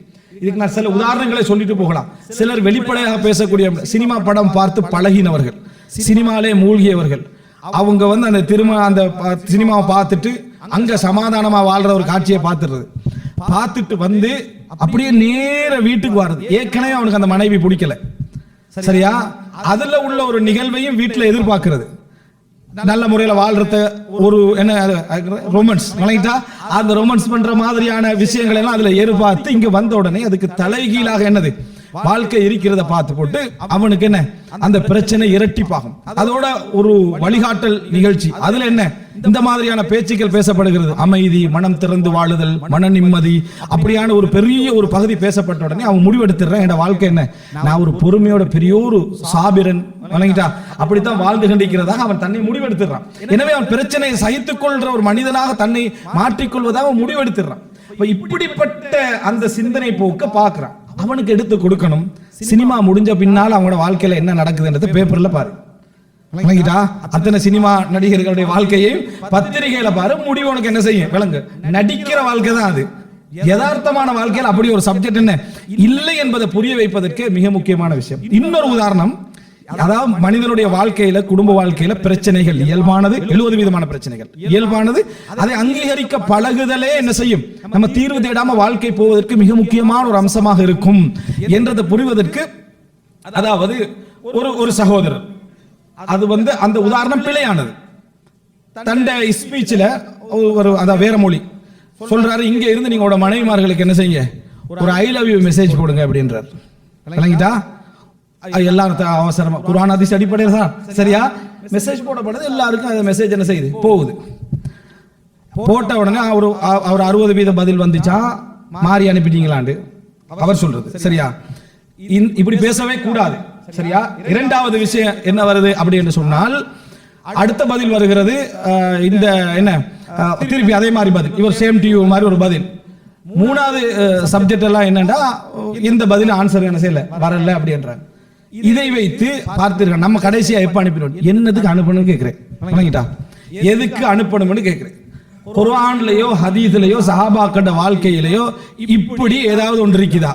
இப்படி அனுப்பினா தாண்டு உனக்காக உழைக்கிறார், உன்னுடைய என்ன ஆரோக்கியத்துல கவனம் எடுக்கிறான், உனக்காக ஒரு ஊட வச்சு வாழ வச்சு கண்டிக்கிறான், உனது பிள்ளைகளை கவனிக்கிறான், உனக்காகவே எல்லா விஷயங்களும் சிந்திக்கிறான். நீ ஏதாவது சொல்ற டைம்ல அவனை தூக்கி வீசிட்டு போக முடிந்திருந்தும் இல்ல வாழ்க்கை எதிர்காலம் நினைக்கிறான், இதான் ஐ லவ் யூ. இதுக்கு மேல வசனம் போட்டா தான் ஐ லவ் யூ என்ற லெவலுக்கு கொண்டு வந்து விட்டா, போட்டுட்டு ஒன்னும் செய்யாதவனுக்கு உள்ள கிரேட் இவனுக்கு இல்ல, போட்டுட்டு சும்மா இருக்கிறானே அவனுக்குள்ள கிரேட் இவனுக்கு என்ன இல்லை என்றதை பார்க்கிறோம். அன்புள்ள சகோதரர்களே, யாராவது போட்டு பழகி இருந்தால், போடக்கூடியவர்களாக இருந்தால் அது பிழையும் இல்லை. அது அவர்களுடைய என்ன ஒரு நெருக்கமாக இருக்கலாம், அவர்களுடைய வளமையாக இருக்கலாம், அவர்களுடைய புரிந்துணர்வாக இருக்கலாம், அவருடைய படித்த கல்வி சூழலாக இருக்கலாம். மார்க்கத்தில் பிழை இல்லை, நல்லது. கணவன் மனைவிக்கு அப்படி நடந்து கொள்றது. ஆனா அதை எல்லாருக்கும் பொதுமைப்படுத்தி அடையாளப்படுத்துறா குர்ஆன்ல சொன்னால என்ன செய்யணும், அப்படி எங்கேயாவது இருக்கணும். அதுக்கு ஒரு ஹதீஸ மிக பலகீனமான, எல்லா ஹதீஸ்களை அறிஞர்களும் பலகீனம் என்று சொல்லக்கூடிய அமைப்பிலான ஒரு ஹதீஸ் கொண்டு வராங்க. ஆயிஷாவே கயிறு எப்படி இருக்கிறது என்று ரசூலுல்லாஹ் கேட்பாங்களா, விளங்கிட்டா அது கயிறு பத்திரமாகத்தான் இருக்கிறது அப்படின்னு என்ன சொல்லுவாங்களா. அது என்னடாண்டா, ஆயிஷா ரலியல்லாஹு ரசூலுல்லாஹ்க்கு இடையில ஒரு கயிறு, ரசூலுல்லாஹ் இழுத்தா அவங்க என்ன செஞ்சிருவாங்க, அதாவது இந்த லூஸ் ஆக்கிடுவாங்க. ஆயிஷா ரலியல்லாஹு இழுத்தா ரசூலுல்லாஹ் என்ன செஞ்சிருவாங்க, லூஸ் ஆக்கிடுவாங்களா. இது அந்த அவங்களுக்கு இவங்களுக்கு இடையில இருந்த ஒரு காதல். அப்ப மத்த மனைவிமாருக்கு இடையில அந்த கயிறை பத்தி எந்த செய்தியும் இல்லை, சரியா. இது மிக மிக பலகீனமான என்ன, மிக மிக பலகீனமான செய்தி. இதையும் சேர்த்து அதுல சொல்லுகிற நேரத்தில் மன உணர்வுல என்ன ஏற்படும், ஒரு சாதாரணமாக அந்த குடும்பத்துக்காக உழைத்து கஷ்டப்பட்டு கண்டு ஒரு டேட்டா போடுறதுக்கு வழி இல்லாம இருக்கிறவன் இந்த இதுக்காக யோசிப்பானா இல்லையா. எல்லாருக்கும் நான் குடும்ப வாழ்க்கை என்பது இப்படி நம்ம சென்டர்ல உட்கார்ந்து ஏசியோட பேசக்கூடிய இடத்துல உள்ளவங்களுக்கு மட்டும் தான் குடும்ப வாழ்க்கை. ரோட்ல கஷ்டப்படுறவன், வேலை செய்யறவன், அன்றாட உழைக்கிறவன் எல்லாருக்கும் சேர்த்தானே ரசூலுல்லாஹ் முன்மாதிரி. அப்ப அங்கெல்லாம் நம்ம அப்ளை பண்ணி பார்த்தோம்னா அவன் அந்த மனைவி கேட்கக்கூடிய, அவள் யோசிக்கிறாள், இதுவரை காலம் நமக்கு இப்படி ஒன்று இவர் என்ன செய்யல போடலையே, அப்ப நம்மட குடும்ப வாழ்க்கை ஏதோ பொறுமையில தான் என்ன செய்யுது போகுது என்று நினைக்கிற இடத்துக்கு வராங்க. இயல்பான விஷயங்களை இந்த மாதிரி மெருகூட்டி விடுறது. ஒரு குழந்தை பிறக்கிறது ஒரு குடும்பத்துல, கொஞ்ச நாளைக்கு பிறகு ஒருத்தர் போறாரு இந்த மாதிரி, அதாவது வேற மாதிரி புரிந்தவர்கள், உங்க கணவன் உங்களுக்கு கிஃப்ட் தரலையா, குழந்தை பிறந்ததுக்கு கிஃப்ட் தரலையான்னு கேட்குறேன். ஏண்ட போல குழந்தை ஏன் கிஃப்ட் தரணும், காலத்துக்கு பிறகு கிடைச்சிருக்கு, இவ்வளவு பொறுமையோட கிடைச்சி கிஃப்ட் கொடுங்க, இது ஒரு வளமை அப்படின்ட்டு அவர் போயிடுறாரு. அவரோட கடமையை செஞ்சுட்டு அவர் போயிடுறாரு. இந்த கணவன் சந்தோஷமா வீட்டுக்கு வராரு, வந்து கேட்கிறாரு என்ன, ஒரு சந்தோஷமா பேச்ச ஆரம்பிச்சுன்னு மனைவிட முகம் என்ன சரியில்லை. கொஞ்ச நேரம் கண்டுபிடிக்கிறதுக்கு ஒரு அரவராகம் தானே, ஒரு அரவர் ஆகுது. அதுக்கு பின்னால நீங்க எனக்கு பிள்ளைக்கு கிஃப்டே தரல, ஒரு நாள் இந்த இதை மறைச்சிக்கிறீங்க, எதை மறைச்சிக்கிறேன், இந்த மாதிரி கிஃப்ட் தராம மறைச்சிக்கிறீங்கன்னு சொன்னு, எந்த பிள்ளைக்கு நான் என்ன கிஃப்ட் கொடுக்கணும், அப்படி என்ற குடும்பத்துல வளமில்லை, நீங்களும் உங்களோட குடும்பத்தை மாதிரி தான் என்ன செய்வீங்க இருப்பீங்க, எதையாவது ஒன்று சொல்ல இது ஒரு பிரச்சனையாகி கடைசியில வாங்கி கொடுத்துருவோம். அவன் போய் என்ன ஒரு கிஃப்ட் வாங்கி கொடுத்துடுறான், ஒரு கிஃப்ட் வாங்கி கொடுத்துடுறான். இதுக்கு அப்புறம் நீங்க வாங்கி தந்தா என்ன, வாங்கி தராட்டி என்ன லெவல் அவங்க இருப்பாங்க, சரியா. இப்படி இதை யார் ஏத்தி விட்டது, யாரோ ஒருவர் கதை சொல்ற மாதிரி பேசி விஷயத்தை சொல்லிட்டு அவரும் இயல்பா தான் பேசியிருப்பாரு, போயிட்டாச்சு. இந்த மாதிரியான அதாவது என்ன, புனையப்பட்ட சில நிம்மதிகள் மனைவிமார்களோட காதலியோ கணவன்மாரோட காதலியோ பேசப்படுற டைம்ல இப்படித்தான் ஆகும். நான் ஏற்கனவே பொண்ணு உட்பட்ட மாதிரி சப்ஜெக்ட் ஒண்ணு, அந்த மாதிரி சப்ஜெக்ட் அவன் தலையில ஏத்தி இந்த மாதிரி விஷயங்களை இவருடைய தலையில ஏத்தினோடனே இல்லாத பிரச்சனைகள்லாம் என்ன செய்யும், அதுல இரட்டிப்பாக வரக்கூடிய ஒரு நிலைமையை நம்ம என்ன செய்கிறோம் பார்க்கிறோம். அன்புள்ள சகோதரர்களே, இதெல்லாம் குடும்ப வாழ்க்கையுடைய பிரச்சனைகள் இயல்பானது என்பதை புரிந்து கொள்வதற்கு நமக்கு தடையாக இருக்கக்கூடிய விஷயங்கள். இதெல்லாம் நீங்க வராம இருக்கணும்னா நான் சொன்ன முதலாவது பகுதி தான். இந்த சப்ஜெக்ட் சரி, சொல்லப்பட்ட உதாரணம் சரியா, அப்படியே நில்லுங்க. சொல்லப்பட்ட ஹதீஸ் சரி, சொல்லப்பட்ட உதாரணம் சரியா என்கின்ற ஒரு நிலைக்கு நாங்கள் என்ன செய்ய வேண்டும், வர வேண்டும். அன்புள்ள சகோதரர்களே, அடுத்தது நீங்க பார்க்கலாம், அதாவது மூன்றாவது சப்ஜெக்ட் குடும்ப வாழ்க்கையுடைய விஷயங்கள்ல தீர்வுக்கு ரசூலுல்லாஹி ஸல்லல்லாஹு அலைஹி வஸல்லம் அவர்கள் சொன்ன விஷயங்கள் அற்புதமானது. நம்ம நினைக்கிற மேற்கத்திய உலகத்துல தீர்வுக்கு இதுக்கும் சம்பந்தம் இல்லை, அதுக்கு இதுக்கு சம்பந்தமே இல்லை. அவனுக்கு வழிகாட்டலே இல்லை. அவன் வழிகாட்டலே இல்லாம மனித சிந்தனைகளால அவன் பட்ட அனுபவத்தை தொகுத்து புக்கா போட்டிக்கிறான். அதுல கொஞ்சத்தை எடுத்து குர்ஆன் ஹதீஸோட மிக்ஸ் பண்ணி நம்ம சொல்றதுனால பிரச்சனை இரட்டிப்பாகுமே தவிர ஒழுங்கா என்ன செய்யாது, அது வரப்போவது கிடையாது. இப்போ ரசூலுல்லாஹி ஸல்லல்லாஹு அலைஹி வஸல்லம் அவர்கள் தீர்வாக குடும்ப வாழ்க்கையில வரக்கூடிய விஷயங்களுக்கு நிறைய தீர்வா சொன்னதெல்லாம் நீங்க பாத்தீங்கன்னா சபர் வ தஸப்புர், பொறுமையை வரவழைத்துக் கொள்ளுங்கலாம் சொல்லிக்கிறாங்க. 70 விதமான பிரச்சனைகளுக்கு நான் இயற்கையான பிரச்சனை சொன்னேன். அந்த பிரச்சனைகள் இயற்கையானதுக்கு ரசூலுல்லாஹ் சொன்னதெல்லாம் என்ன என்று சொன்னால் சபரை பத்தி தான். குர்ஆன்ல அல்லாஹ் தஆலா ஒரு முஃமினான ஆண் ஒரு முஃமினான பெண்ணை வெறுக்க வேண்டாம். அதுல அவர் வெறுக்கக்கூடிய ஒரு விஷயம் இருந்தால் அல்லாஹ் அதுல நிறைய ஹைர் என்ன செஞ்சிருப்பான், உருவாக்கி இருப்பான். நம்ம எதுல பார்க்கிறோம்? குர்ஆன் வசனம். ஹதீஸ்ல என்ன சொல்றாங்க? பொறுமையோட நீங்க வாழ்க்கையை கொண்டு போனீங்கன்னா கடைசி வரைக்கும் நீங்க என்ன செய்யலாம், வாழலாம்ன்றாங்க. அதே போல ஸைத் ரலியல்லாஹு அன்ஹு ரசூலுல்லாஹ் சொன்ன உபதேசம் என்ன, தலாக் பண்ண போறேன்னு சொல்லல, அம்சிக் அலைக ஸௌஜக், உங்களோட மனைவியை உங்களோடயே நீங்க வைத்துக் கொள்ளுங்கள் என்றுதான் ரசூல் ஸல்லல்லாஹு அலைஹி வஸல்லம் சொன்னாங்க. இன்னும் சில தீர்வுகளுக்கு இந்த 70% தாண்டி உள்ள தீர்வுகள் இருக்க பிரச்சனைகள், அதெல்லாம் ரசூல் ஸல்லல்லாஹு அலைஹி வஸல்லம் ஒரு 2-3 வரிகளோட அந்த முடிவுகள் எடுத்தாங்க. அற்புதமா இருக்கு. ரசூல் ஸல்லல்லாஹு அலைஹி வஸல்லம் அவர்கள்ட்ட ஒரு பெண்மணி சொல்றாங்க, நமக்கு தெரிந்த செய்தி, சாபித் ரலியல்லாஹு அன்ஹு செய்தி, அல்லாஹ்வின் தூதர் இன்னி லா அத்தஹிமுஹு அலா தீனின் வலா குலுகின், நான் அவருடைய மார்க்கத்தை குறை சொல்லவும் இல்லை, என்ற கணவருடைய மார்க்கத்தை குறை சொல்லவும் இல்லை, அஹ்லாக்க குறை சொல்லவும் இல்லை, மார்க்கத்தை குறை சொல்லவும் இல்லை, அஹ்லாக்கை குறை சொல்லவும் இல்லை. இப்படி இன்னும் விளங்குறதுக்கே எங்க சமுதாயம் இல்லை. மார்க்கம் அஹ்லாக் ரெண்டும் உண்டு. சில இடங்கள்ல மார்க்கம் வேற அஹ்லாக் வேற என்ற விளக்கம் அவங்களுக்கு இருக்கு பாருங்க. அவங்க சொல்றாங்க மார்க்கத்தை குறை சொல்லவும் இல்லை, அஹ்லாக் அவருடைய கேரக்டரை நாம் என்ன குறை சொல்லவும் இல்லை, ஆனால் வலாக்கின்னி அக்ரஹுல் குஃப்ர ஃபில் இஸ்லாம், இஸ்லாத்துல இருந்து கொண்டு குஃப்ரை நான் வெறுக்கிறேன், நான் அந்த கணவனை நிராகரிக்கிறதை நான் வெறுக்கிறேன். வரலாற்றுல நம்ம படிக்கிற நேரத்துல என்னன்னா அவரை கண்டவைக்கு பிடிக்குது இல்ல, அவரை காணுகின்ற பொழுது வெறுப்பு என்ன செய்யுது உள்ளத்துல வருகிறது. ஆனா கேரக்டர் நல்ல கேரக்டர், அவ சொல்றான் கேரக்டர் நல்ல கேரக்டர், தீன் நல்ல அடிப்படையிலான தீன், ஆனா கண்டா பிடிக்குது இல்லை. இப்படி ஒரு கேஸ் நமக்கு கிடைச்சிட்டு வைங்க, இப்படி ஒரு பிரச்சனை, நம்ம இத்தனை மணித்தியாலம் எடுப்போம், 3-4 மணித்தியாலம் உட்கார வச்சு விளங்கப்படுத்தி எக்ஸ்பிளைன் பண்ணி திருப்பி அங்க போய் மறுபடியும் அதே தான். என்ன கண்டாவ இருக்கிறது எப்படி நீங்க இல்லாம ஆக்குவீங்க? கண்டாவ இருக்கிறத இல்லாம ஆக்கவே இயலாது, ஸ்பெஷலான அல்லாஹ்வுடைய கட்டளைகள் இருந்தாலே தவிர. உதாரணமாக ஃபாத்திமா பின்த் கைஸ், ஃபாத்திமா பின்த் கைஸுக்கு ரசூல் ஸல்லல்லாஹு அலைஹி வஸல்லம் அவங்க ஒரு 3 பேரை திருமணம் பேசினதா சொல்றாங்க, அவங்களுக்கு 2 பேர் திருமணம் பேசினதா சொல்றாங்க. அப்ப ரசூலுல்லாஹ் அவங்க 2 பேரும் பொருத்தமாகாது என்று சொல்லிட்டு ரசூலுல்லாஹ் ஒருவரை சொல்றாங்க, உஸாமா ரலியல்லாஹு அன்ஹு. உஸாமா ரலியல்லாஹு சொன்ன உடனே ஃபாத்திமா ரலியல்லாஹு சொல்றாங்க, சொன்ன உடனேயே ஃபக்கரிஹ்து, நான் வெறுத்துட்டேன். ரசூலுல்லாஹ் சொன்ன உடனேயே நான் வெறுத்து விட்டேன். அப்பவே ரசூலுல்லாஹ் அழுத்தமா நீங்க முடிங்கன்றாங்க. அதுக்கு பின்னால ஃபாத்திமா எல்லாம் சொல்றாங்க, ஃபாத்திமா பின்த் கைஸ், நான் அதாவது ஃபக்தபத்து பிஹி, அவரை கொண்டு பெருமிதம் அடைந்தேன்.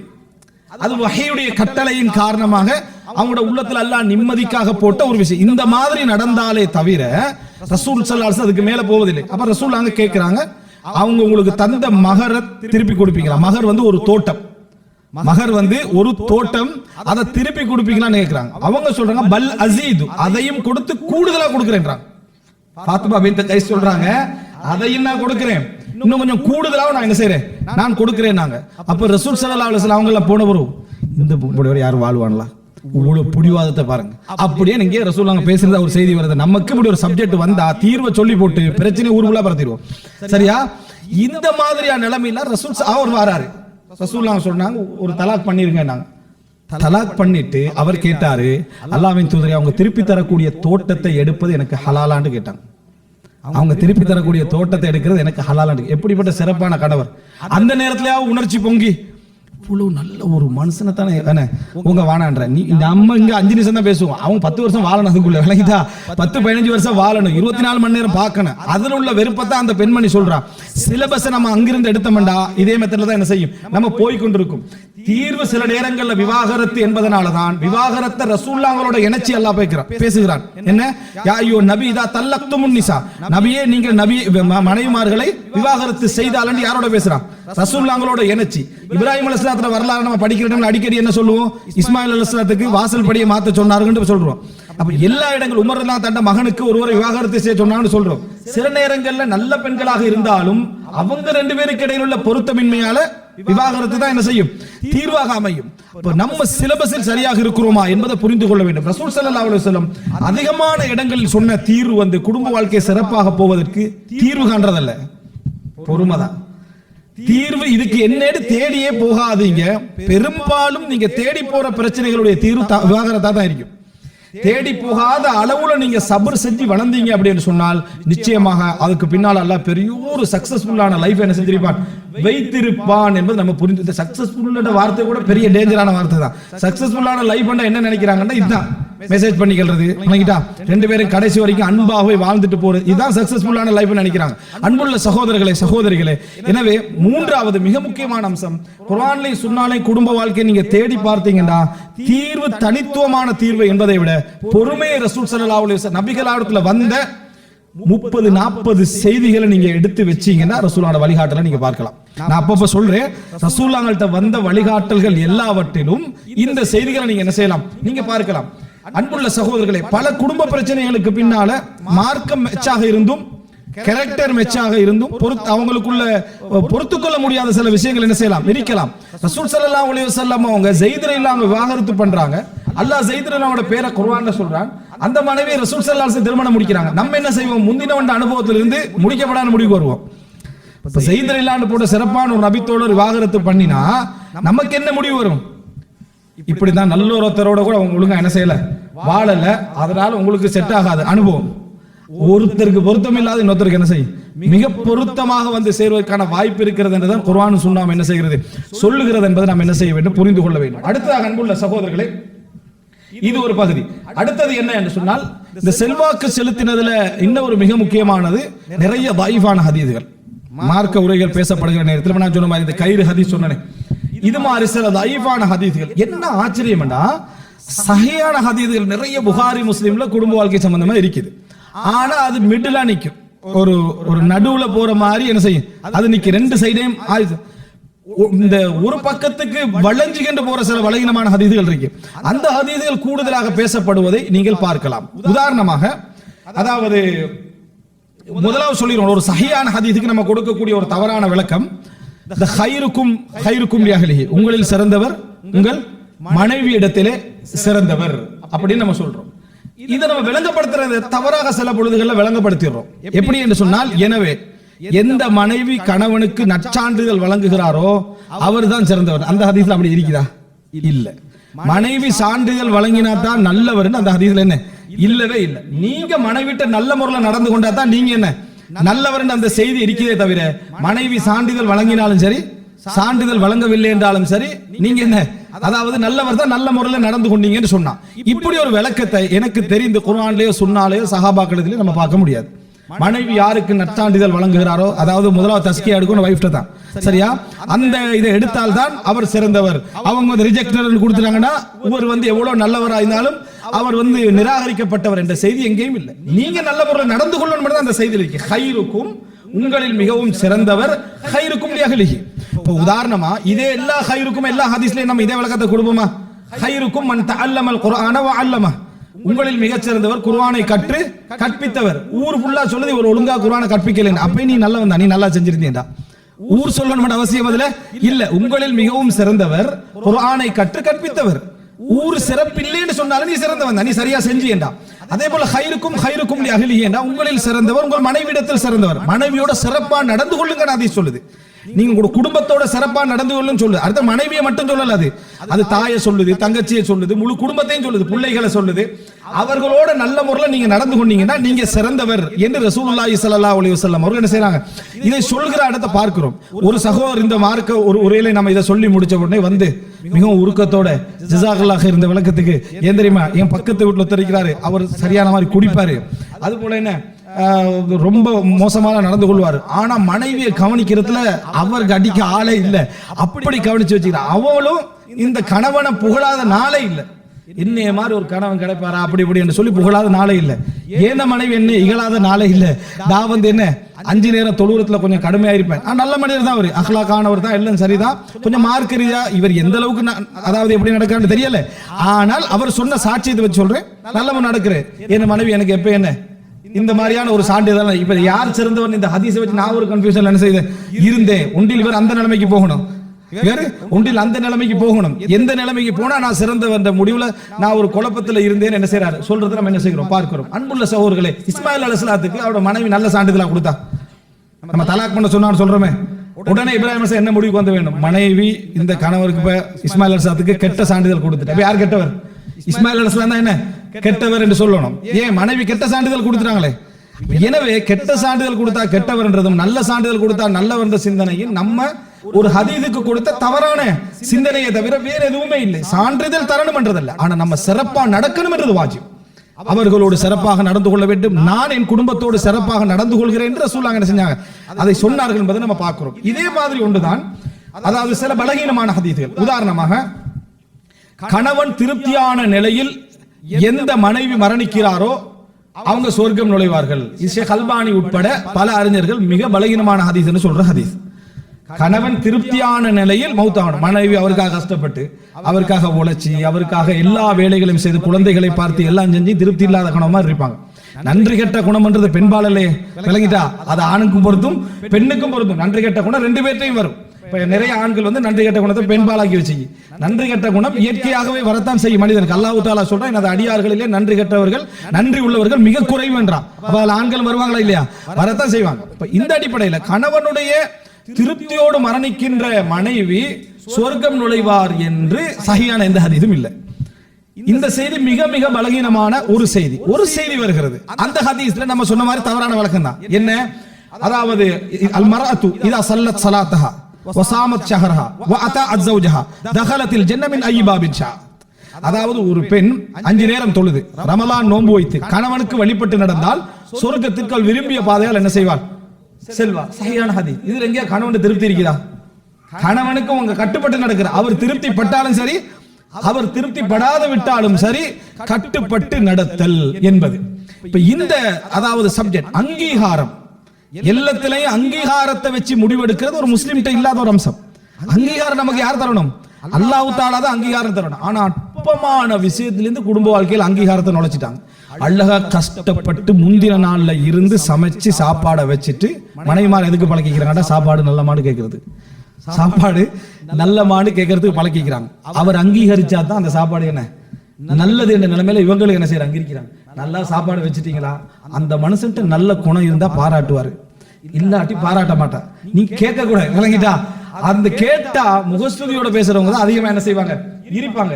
ஆனா அந்த அவ்வளவு கஷ்டப்பட்ட சிரமத்துக்கும் பாராட்டுறதுக்குரிய மைண்ட் செட் இல்லாத ஒருவர்கிட்ட போய் இது நல்லமானு நீங்க கேட்கறீங்கன்றதே அங்கீகாரம் தேடக்கூடிய ஒரு வாழ்க்கை. நம்ம செஞ்சது நல்லா தான் செஞ்சுக்கிறோம், பிழை இருந்தா நமக்கு குற்றம் இல்லை என்கின்ற மனநிலைக்கு வருவதற்கு தயார் நிலையில் இல்லை. அவர் திருப்தி படணும், இவங்க சர்டிபிகேட் கொடுக்கணும், அவர் சான்றிதழ் கொடுக்கணும் என்று ஹதீஸ்ல சொல்லக்கூடிய இந்த விஷயத்துக்கு எந்த விதமான ஆதாரமும் என்ன இல்லை. கணவனுக்கு கட்டுப்படணும் என்பது ஹதீஸ் தூண்டுகிறது. மனைவிக்கு நல்ல முறையில் நடந்து கொள்ள வேண்டும் என்று ஹதீஸ் என்ன செய்கிறது? தூண்டுகிறது. அவங்க ரெண்டு பேரும் சர்டிபிகேட் கொடுக்கணும், சான்றிதழ் கொடுக்கணும், எந்த செய்தியும் என்ன இல்லை. இது வேறொரு இடத்திலிருந்து எமக்கு தெரிவிக்கப்பட்ட விஷயம். அதுக்கு ஆதாரங்கள் பலது உண்டு. ஹதீஸில் நமக்கு தெரியாமலே நம்ம என்ன செய்கிறோம்? அதை சேர்த்து கொண்டிருக்கிறோம். எந்த ஒரு சஹாபாக்களுடைய நிலையில் நீங்க என்ன செய்ய மாட்டீங்க? இதை காண மாட்டீர்கள். அன்புள்ள சகோதரர்களே, அதே போல ஒரு செய்தி, அதாவது பலகீனமான செய்திகள் எப்படி எங்கட தவறான புரிதல்களை கொண்டு வந்திருக்கிறது சொல்ல வரேன். ஒருவருக்கு ஒரு குடும்பத்துல சண்டை, மனைவி கணவன் எப்ப பார்த்தாலும் ஒரு பேச்சுவார்த்தை சண்டை. ஒரு உமர்றதிலாங்கிட்ட சொல்லுவோம், அவங்க என்ன செய்யறாங்க? போறாங்க. போய் அங்க கதவை தட்ட போனா உமர்றதிலாங்க உடனே இதே சேம் பிரச்சனை. சேம் பிரச்சனை என்ற வரைக்கும் நல்லதுதான். எல்லார குடும்பத்திலும் எல்லாம் பிரச்சனை இருக்கின்றதா. ஆனா சவுண்ட் வெளியே வர அளவுக்கு என்ன ஒரு சண்டை. உமர்லாங்க அமைதியா இருந்துட்டிருக்கிறாங்க, உமர்றதில்லாம அமைதியா இருந்திருக்கிறாங்க. உண்மையில இந்த ஹதீஸை பார்த்த உடனே உமர்ற வாழ்க்கை 20-30 வருஷம் கேட்டவங்க முடிவெடுக்கணும், இது உமர் அல்ல, வேற யாரோ தான் அந்த வீட்டுல அந்த டைம்ல என்ன செஞ்சிருக்காங்க, இது உமர்ற மனைவியில ஒரு ஊடு மாறி பேத்திக்கிறான்னு தான் முடிவெடுக்கணும். சரியா? ஏன்னா உமர்றதில்லாம பத்தி நீங்க படிச்சதுல எங்கேயாவது இப்படி ஒரு செய்தி இருக்குமா? இல்ல. இதுதான் முதல் செய்தி. அப்போ உமர்றதில்ல அவங்க வந்து அமைதி ஆக்கிறார். கொஞ்சம் நேரத்துக்கு போயிட்டாரு. உமர் அவரை சந்திக்கிறாரா, சந்திச்சு கேட்ட உடனே அவர் சொல்றாரா, நான் ஒரு பிரச்சனையை சொல்ல வந்தேன், உங்களோட வீட்லயே அந்த பிரச்சனையே இருக்குது, அதனால நான் என்ன செய்யல கேட்காம போயிட்டேன்னு உமர் அவங்க சொன்னாங்களா? என்ன இயற்கையாக ஒரு மனைவி பட வேண்டிய கஷ்டத்தை அது ஒரு மகன் போல உமர்லாங்க சொன்ன மாதிரி அதை சொல்லுவாங்க. நிறைய நீங்க பார்க்கலாம். என்னன்னா தாய்க்கு கொடுக்க வேண்டிய சப்ஜெக்ட் மனைவி மாதிரி பேசுவாங்க. தாயுடைய அந்தஸ்து சொல்லப்படும் யாருக்கு? மகனுக்கு. தாயுடைய அந்தஸ்து சொல்லப்படும் மகனுக்கு. தாயுடைய அந்தஸ்தை கணவனுக்கு சொல்லக்கூடாது. தாயுடைய அந்தஸ்தை கணவனுக்கு சொல்லக்கூடாது. அவங்க 10 மாதம் சுமந்தாங்க, கஷ்டப்பட்டாங்க, பால் ஊட்டினாங்க, யாருக்கு சொல்றது? கணவனுக்கு சொல்றது. அது மகனுக்கு என்ன செய்யணும்? சொல்லப்பட வேண்டிய விஷயம். அப்படி ஒரு செய்தி எங்கேயும் வரல. அல்லாஹ் தஆலா குர்ஆன்ல அணுகக்கூடிய எல்லா இடத்துல நீங்க அதை பார்க்கலாம். இதை வச்சு தியாக வாழ்க்கை என்ற மாதிரி பேரை கொடுத்துறாங்க. இயற்கையான வாழ்க்கையை தியாக வாழ்க்கை மாதிரி என்ன செய்வாங்க? அறிமுகப்படுத்தக்கூடிய ஒரு நிலை என்ன செய்யறோம்? பார்க்கிறோம். அதுக்கு ஈக்குவலா கணவன் தியாகத்தையும் கொண்டு வரணும்னு சொல்லி அவர் வயிற்றுல சுமக்கிறார், இவர் தலையில சுமக்கிறாரா? யாரு? ஹஸ்பண்ட். இவரையும் கொண்டு அந்த தியாகத்துல சேர்க்கணும் என்பது எப்படி? தலையில சுமக்கிறது வயிற்றுல சுமக்கிறது உண்டா? ரெண்டுமே ஈக்குவலா வராதுன்றதான் அல்லாஹ் தஆலா மனைவி தாயை மட்டும் தான் சொல்றான், தந்தையை சொல்லல. அப்போ இது மனிதனுடைய ஒரு பிரச்சனை தான் இந்த சப்ஜெக்ட். இப்ப இந்த சப்ஜெக்ட உமர்ல அவங்க வந்து இப்படி சொன்னாங்களா, அவங்க வந்து என்ன கஷ்டப்பட்டு சுமக்குறாங்க, பால் ஊட்டுறாங்க, நாங்க கொஞ்சம் அமைதியா இருந்துட்டு போறது அவங்களுக்கு செய்யக்கூடிய ஒரு நன்றி கடன் போல உமர் ரலியல்லாஹு சொன்னாங்கன்னு வருது. இது வந்து 1ஆம் நூற்றாண்டுல இல்ல, 2ஆம் நூற்றாண்டுல இல்ல, 3ஆம் நூற்றாண்டுல இல்ல, 4ஆம் நூற்றாண்டுல இல்ல, 5ஆம் நூற்றாண்டு வரைக்கும் புக்ல எங்கே இல்ல. இது பின்னால யாரோ என்னது எங்கேயோ பார்த்து எப்படியோ இதை எழுதிக்கிறாங்க. இது ஆதாரபூர்வமான செய்தி மாதிரி நிறைய சொல்லப்படுறது நான் என்ன செய்றேன் பார்க்கிறேன். தயவான செய்தி கூட இல்லை, பலகீனமான செய்தி கூட இல்லை. இது எப்படி எங்களோட சிந்தனைகளை உருவாக்கும்? உமர் போன்ற ஒரு வீரமான ஒருவரே மௌனமாக இந்திக்கிறார் என்ற செய்தியை தான் என்ன செய்யும் உருவாக்கும். ஆனா மாற்றமான செய்திகள் புகாரி முஸ்லிமில் நீங்க பார்க்கலாம். உமருடைய கடுமையும் உமருடைய வெறுப்பும் உங்களுக்கு தெரிஞ்சு கொண்டு நீங்க இஷாவுக்கு பள்ளிக்கு வாரீங்களே என்று ஆத்திகாட்ட கேட்கிறாங்க, உமரோட மனைவிட்ட கேட்கிறாங்க. முடிஞ்சா தடுக்கட்டும் என்றார். உமர் முடிஞ்சா தடுக்கட்டுமே அவங்க பதில் சொல்றாங்க. ஏன் அப்படி சொன்னாங்கடா, நபிகளார் பள்ளிக்கு போவதை உங்களுடைய மனைவிமார்களை தடை செய்ய வேண்டாம் என்று ஹதீஸ் சொல்லிக்கிறதால உமர் அதை என்ன செய்வார், கட்டுப்படுத்திக் கொள்வார் என்ற அடிப்படையில் அவருடைய மனைவி சொன்னதை நம்ம பார்க்கிறோம். அப்போ உமர் ரலியல்லாஹு கடுமையும் உமர் ரலியல்லாஹு இதுவும் தெரிந்து கொண்டு பேசுறீங்களே என்று சஹாபாக்கள் கேட்கிற நிலைமையில தான் உமர் ரலியல்லாஹு அணுகுமுறையை நீங்க என்ன செய்யலாம், நீங்க பார்க்கலாம். ஒரு முறை அதாவது உமர் ரலியல்லாஹு மனைவி அவங்களுக்கு திருப்பி பேசுறாங்க. மதீனால வச்சு அவர் பேசின உடனே திருப்பி பேசுறாங்க. அந்த பேசின உடனே உமர் ரலியல்லாஹு கேட்கலாம், என்ன நீங்க திருப்பி பேசுறீங்கன்னு கேட்கறாங்க. இது புகாரில வருது. என்ன ரிப்பீட் பேசி நான் பேசினதுக்கு அடுத்த பேச்சு எப்படி உங்கள்ட்ட இருந்து வருது? அந்த மனைவி சொல்றா, நீங்க என்ன எப்படி தடுப்பீங்க, ரசூலோட மனைவிமாரே திருப்பி பேசுறாங்களே என்று சொன்ன உடனே உமர் ரலியல்லாஹு தலைப்பு மாறிட்டு ஹப்ஸா ரலியல்லாஹு ஞாபகம் வந்துட்டு, ஏன் அவங்களுடைய மகள் ரசூலுல்லாஹுடைய மனைவி ஆகிறாங்க, இது பெரிய சிக்கல்ல முடிஞ்சிருமே என்று தான் உமர் ரலியல்லாஹு என்ன செய்வாங்க, அங்க போய் அட்வைஸ் பண்றதுக்கு போனாங்கன்ற செய்தியை நம்ம என்ன செய்கிறோம் பார்க்கிறோம். இதுதான் உமர் ரலியல்லாஹு பத்தி புகாரில வந்ததும் முஸ்லிம்ல வந்ததும். ஆனா இந்த செய்தியை சொல்லி இப்படி சொல்லக்கூடிய நிலைமை பார்க்கிறோம். கணவனுக்கு கோபம் வருகிற நேரத்தில் அவர்கள் பேசுவதும், மனைவிக்கு கோபம் வருகிற நேரத்தில் அவங்க ரெண்டு கேள்வி கேட்கிறது இல்லாத குடும்ப வாழ்க்கையோட உருவாக்கவே முடியாது. சன்னியாசி தான் இந்த வாழ்க்கை நீங்க எல்லா இடத்துலயும் பார்க்கலாம். அளவான முறையான அஹ்லாக்குள்ள வார்த்தைகளாக, அதாவது மிச்சமே விகாரமாக உள்ள வார்த்தைகளாக போகக்கூடாது என்பதுதான். இன்னொரு செய்தியை பாருங்க. அபூபக்கர் ஒரு விருந்தாளி, 2-3 விருந்தாளிகள் வராங்க. சாப்பாடு கவனிங்கன்னு சொல்லிட்டு அபூபக்கர் பள்ளிக்கு போயிட்டாங்க. இஷாக்கு போற வரத்துக்கு என்ன செய்யுது, லேட் ஆகுது. இங்க வந்து பார்த்தா விருந்தாளிகள் சாப்பிடல. காரணத்தை கேட்கிறாங்க. காரணத்தை கேட்டா அவங்க நீங்க வரும் வரைக்கும் சாப்பிட மாட்டாங்கன்னு சொல்லி உட்கார்ந்துட்டாங்க அப்படின்றாங்க. அதுல வருது அபூபக்கர் அவங்க கோவத்துல மடப்பயலை என்று சொல்லி மகனை என்ன செய்யறாரு, தேடுறாரு. எப்படி மடப்பயலை என்று சொல்லி தேடினாங்க. சரியான டிரான்ஸ்லேட் பண்ணா அதுதான் தேடினாங்க செய்தியில வருது. இப்ப மனிதன் கோபம் வர நேரத்தில் எவ்வளவு அஹ்லாக்குள்ளவரா இருந்தாலும் 2 வார்த்தை என்ன செய்யும், கோபத்துல வருவதை பிரச்சனையான வாழ்க்கை என்று நீங்க லேபிள் குத்திட்டீங்கன்னா உங்களை கெட்டவனா தான் நீங்க என்ன செய்வீங்க, நினைச்சுக்கிட்டே போவீங்க. எனவே இயற்கை அப்படியே ஏற்றுக்கொள்கின்ற அமைப்புக்கு அவங்களுடைய பிராக்டிகலான வாழ்க்கை நம்ம என்ன பார்த்தால் மட்டும்தான் நம்மளால என்ன செய்ய முடியும், தெரிந்து கொள்ள முடியும் என்பதை நம்ம புரிந்து கொள்ள வேண்டும். அடுத்தது அந்த இடத்துல அபூபக்கர் கோபப்பட்ட அந்த 2 விருந்தாளிட்ட சொல்றாங்க, அல்லாஹ்வின் மீது ஆணையாக நான் தனியே தான் தின்னுவேன், உங்களோட சேர்ந்து தின்ன மாட்டேன், சாப்பிடுங்கன்றார். கோத்துல சொல்லிட்டாரு, சேர்ந்து சாப்பிட மாட்டேன்றாரு. அவங்க சாப்பிட ஆரம்பிச்சிட்டாங்க. சொல்லிட்டாங்களே, சாப்பிட ஆரம்பிச்சா இருக்கிறதை விட சாப்பாடு பரக்கத்தா குறையாம என்ன செய்யுது, நிக்குது. அப்ப அபூபக்கர் சைத்தான் தான் என்ன செஞ்சிட்டான், இப்படி பேச வச்சுட்டா, இருக்கிற மாதிரியே சாப்பாடு இருக்குது, அல்லாஹ்வுடைய பரக்கத்துல உண்டாத்தான் இருக்கும் என்று சொல்லி அபூபக்கர் அவங்க சேர்ந்து சாப்பிட்டார்கள். அந்த உணவு பள்ளியிலிருந்து பல நாட்களாக சாப்பிடப்பட்டது என்ற செய்தி என்ன செய்து வரக்கூடிய செய்தி நம்ம சஹீஹ் முஸ்லிமில் என்ன செய்கிறோம் பார்க்கிறோம். எனவே அன்புள்ள சகோதரர், இந்த ஒரு பலகீனமான செய்தி இந்த மாதிரியான ஒரு செல்வாக்கு செலுத்துவதை நம்ம என்ன செய்யலாம் பார்க்கலாம். அன்புள்ள சகோதரர்களே, இறுதியாக நாம் தவறான புரிதல் என்பதற்கு ஒவ்வொரு வாசல்களை நான் உங்களுக்கு தொட்டு காட்டுகிறேன், அவ்வளவுதான். இதுக்கு கீழே விரிவா பேசணும்னா நான் சொன்ன அந்த தொடர் தான். என்ன காரணம் என்றா, ஒவ்வொரு இடத்திலையும் இந்த குரங்கியல் சிந்தனை, குடும்பவியல் சிந்தனை இல்ல, குரங்கியல் சிந்தனை, டார்வினிசம் எல்லா இடத்திலையும் செல்வாக்கு செலுத்தி கொண்டு வருகிறது. அது எங்கெங்கெல்லாம் பாதிக்க போகுது என்று சொல்லி இன்னொரு 10 வருஷம் போக தேவையில்லை. எல்லா குடும்ப வாழ்க்கையில நீங்க என்ன செய்வீங்க, அல்லாஹ் காப்பாற்ற வேண்டும் பார்க்கிற நிலைமைக்கு அவன் கொண்டு வந்து கொண்டிருக்கிறான். ஏண்டா, அது குடும்பம் இல்லாமல் உருவாக்கப்பட்ட ஒரு சித்தாந்தம், குடும்பம் இல்லாத ஒரு பரிணாம கொள்கையில உருவாக்கப்பட்ட சித்தாந்தம். அந்த சித்தாந்தத்தை இதை பத்தியே தெரியாத சாதாரண குடும்பங்களுக்குள்ளேயும் ஸ்கூல் பாட சிலபஸ் மூலம் கொண்டு வந்து சேர்ப்பான். அதன் மூலம் கொண்டு வந்து சேர்ப்பான். காப்பாற்றப்படுகின்ற குடும்பங்கள் மிகவும் குறைவாக இருக்கும் என்பதில் சந்தேகம் இல்லை. நம்ம அல்லாஹ்ட்ட துஆ கேட்க வேண்டும்.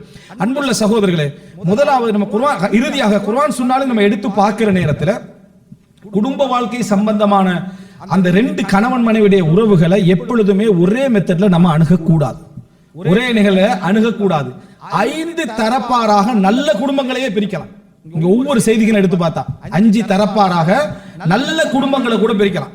ஒன்று இரு பக்கம் அல்லது ஒரு பக்கம் தியாகத்தோடு வாழக்கூடிய குடும்பங்கள். முதல் நிலை ஒரு பக்கம் அல்லது இரு பக்கம். கணவன் மனைவியோட கடமை என்ன? கணவனுக்கு சில கடமை இருக்கு, மனைவிக்கு சில கடமை இருக்கு. ரெண்டுமே தியாகம் இல்லை. இது ரெண்டுமே தியாக லிஸ்ட்ல சேர்க்க கூடாது. நம்ம தியாக லிஸ்டுக்கு தனி தலைப்பை வைக்கலாம். தூக்கத்தை தியாகம் செய்தார். தூக்கம் வைக்கிறதெல்லாம் ஒரு தியாகமா? தூக்கத்தை தியாகம் செய்தார் அப்படின்றது இதெல்லாம் ஒரு தியாகம். தியாகத்துக்கு தலஹியாக்கு குர்ஆன் சொன்னால் ஒரு அர்ப்பணம் இருக்குது. இப்ராஹிம் அலைஹிஸ்ஸலாம் தியாகம் செய்தார் என்ற லிஸ்டுக்குள்ள இது போய் சேர்ந்துரும். சரியா? தியாகம் என்றதுக்கு தனி தியாகம் என்ற அந்த தலஹியா என்று சொல்றது. அரபுல எல்லாம் தலஹியான்னு சொல்ல மாட்டாங்க, அந்த காலத்துல ஃபிதா அப்படின்னு சொல்லுவாங்க. விளங்கிட்டா? இது நிறைய அம்சங்கள் அதுல உண்டு. கணவன் மனைவி கடமைக்கு மேலாக அவங்க இவர்களும் தியாகம் செய்த எது தியாகம் அல்ல? ரெண்டு பேரும் செய்யற அடிப்படையான கடமை. இவர் உழைக்கிறது தியாகம் அல்ல, அவங்க புள்ள பெத்தெடுத்து பால் ஊற்றுறது தியாகம் அல்ல. மகனுக்கு தியாகம், கணவனுக்கு அது என்ன தியாகம் அல்ல. அது இவர் செய்ய வேண்டிய கடமைகள், குடும்ப கடமைகள் உண்டு. ஆனால் கடமையை மீறி ஒரு மனைவி என்ன செஞ்சிருப்பா? தண்ட நிலத்தை வித்து கணவனுக்கு உதவி இருப்பா. தண்ட வாழ்க்கையே தண்ட கணவனுக்கு பல காரணங்களாக எத்தனையோ பேரை விட்டு இழந்து உதவி இருப்பா. எத்தனையோ பேரை விட்டு இழந்து வந்தா திரு மனைவியா வாரதல்ல, மனைவியா வாரதை அப்படி காட்டிக்கிறாங்க. என்ன? தன் குடும்பங்கள் எல்லாம் புறக்கணித்து வந்து அப்படி யாரும் வாரதில்லை. எல்லாரும் குடும்பத்தோட தான் இருக்கிறாங்க, ஊடு மாறி இருந்துகிறாங்க. சரி, இவ்வளவுதானே சப்ஜெக்ட். அதுல தியாகம் என்றது என்ன அப்படின்னு சொன்னால், மனைவி சில பொழுதுகள்ல அவருக்கு கடமையே இல்லாமல் நிலங்களை வித்து சொத்துக்களை தண்ட நகைகளை எல்லாம் கொடுத்து கணவனுடைய படிப்புக்கு செலவழிச்சிருப்பான், அல்ல கணவன் முன்னேற்றத்துக்கு செலவழிச்சிருப்பான். கணவன் ஒரு படிக்கக்கூடிய ஒரு பிள்ளையை எடுத்து அவளுடைய டோட்டல் படிப்புக்கும் கோடான கோடி செலவழிச்சேன்னு ஒரு இடத்தை அடைச்சிருப்பேன். இதுக்கு பேர் தியாகம் உள்ள குடும்பங்கள். இங்க நீங்க மற்ற சட்டங்கள் எல்லாம் அப்ளை பண்ணிடக்கூடாது. தலாக் பண்றத தலாக் பண்ணிட்டு போகலான்னு அப்ளை பண்ணக்கூடாது. ஏண்டா அதுக்கு பின்னால அந்த குடும்பத்துல என்ன வரலாறுன்றதை நீங்க என்ன செய்யணும், தெரியணும். அதுக்கு ரசூல் ஸல்லல்லாஹு அலைஹி வஸல்லம் அவருடைய செய்தியில நீங்க நிறைய பார்க்கலாம். அப்துல்லா இப்னு மஸ்ஊத் ரலியல்லாஹு அன்ஹுக்கு ஒரு மனைவி, அபூ தர்தா ரலியல்லாஹு அன்ஹுக்கு ஒரு மனைவி, பிலால் ரலியல்லாஹு அன்ஹு அவர்களுக்கு ஒரு மனைவி, அபூ ஹுரைரா ரலியல்லாஹு அன்ஹுக்கு ஒரு மனைவி. அவரோட வாழ்க்கையில நீங்க தேடி பாருங்க, அவங்களுக்குள்ள அந்த ஏக மனைவிகளோடு ரசூல் ஸல்லல்லாஹு அலைஹி வஸல்லம் அவர்களுக்கு ஹதீஜா மரணிக்க வரைக்கும் ஒரு மனைவி தான். அந்த தியாகத்துக்கு ஈக்குவலா இன்னொருவரை கொண்டு வந்து என்ன செய்யலாது, சேர்க்க முடியாது. வலிக்குமா இப்னு ஹஜர் அஸ்கலானி ஃபத்ஹுல் பாரியில் எழுதுற டைம்ல சொல்றாங்க, இன்னொரு மனைவியை கொண்டு வந்து ரசூல் ஸல்லல்லாஹு அலைஹி வஸல்லம் சேர்க்காம இருந்ததே ஹதீஜா ரலியல்லாஹு அன்ஹாவுடைய அர்ப்பணம் மிக்க வாழ்க்கை தான். ரசூலுல்லாஹ்களுக்கெனவே அவங்க செய்த தியாகத்துடைய இரட்டிப்பு, தியாகத்துடைய இரட்டிப்பான செயல்பாடு தான். அப்படின்னு நமக்கு எவ்வளவு தியாகம் சொல்லப்பட்டாலும் அது போதாத மாதிரி இன்னும் கொஞ்சம் கூட சொல்லிடுறது. ஹதீஜா தியாகி தானே, அவ்வளவு செய்திகள் இருக்கு. நிலங்க அவங்களுடைய சொத்துக்கள் அது இதெல்லாம் விட்டு ரசூல் ஸல்லல்லாஹு அலைஹி வஸல்லம் அவரோட சேர்ந்ததுக்கு. ஆனா இந்த மலையில உணவு கட்டிக்கிட்டு போனாங்கன்னு ஒரு செய்தி சொல்லுவாங்க தெரியுதானே, அவர்கள் உணவுகள் எல்லாம் கட்டிட்டு போனாங்க அப்படின்னு புகாரிலே வருது. ரசூலுல்லாஹ் உணவை கட்டிக்கிட்டு போவாங்க. முதலாவது இரண்டாவது ஹதீஸ் அது. விளங்கிட்டா? உணவை என்ன ரசூல் ஸல்லல்லாஹு அலைஹி வஸல்லம் கட்டிக்கிட்டு போவாங்கன்னு வருதே தவிர இவங்க ஏத்திக்கிட்டு இவ்வளவு தூரத்துக்கு ஹதீஜாவுல ஏறிக்கிறாங்கன்னு இவங்களா என்ன செய்யறது சொல்லிக்கிறது, அப்படி ஒரு செய்தி கிடையாது. அது நம்ம தியாகம் போதாதுக்காக வேண்டி சேர்த்துக்கிட்டது. இதுல என்ன புரிஞ்சுக்கணும்னு சொன்னால், ரசூல் ஸல்லல்லாஹு அலைஹி வஸல்லம் ஹதீஜா அவங்களை ஏறி வர்றதுக்கு விட்டுருந்தாங்கன்னா சிறந்த கணவர் அல்ல.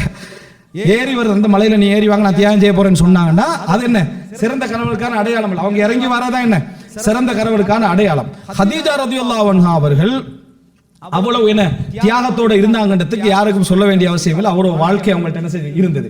அதனாலதான் இன்னொரு மனைவியை கூட திருமணம் முடிக்கவில்லை அப்படின்னு யார் சொல்றா?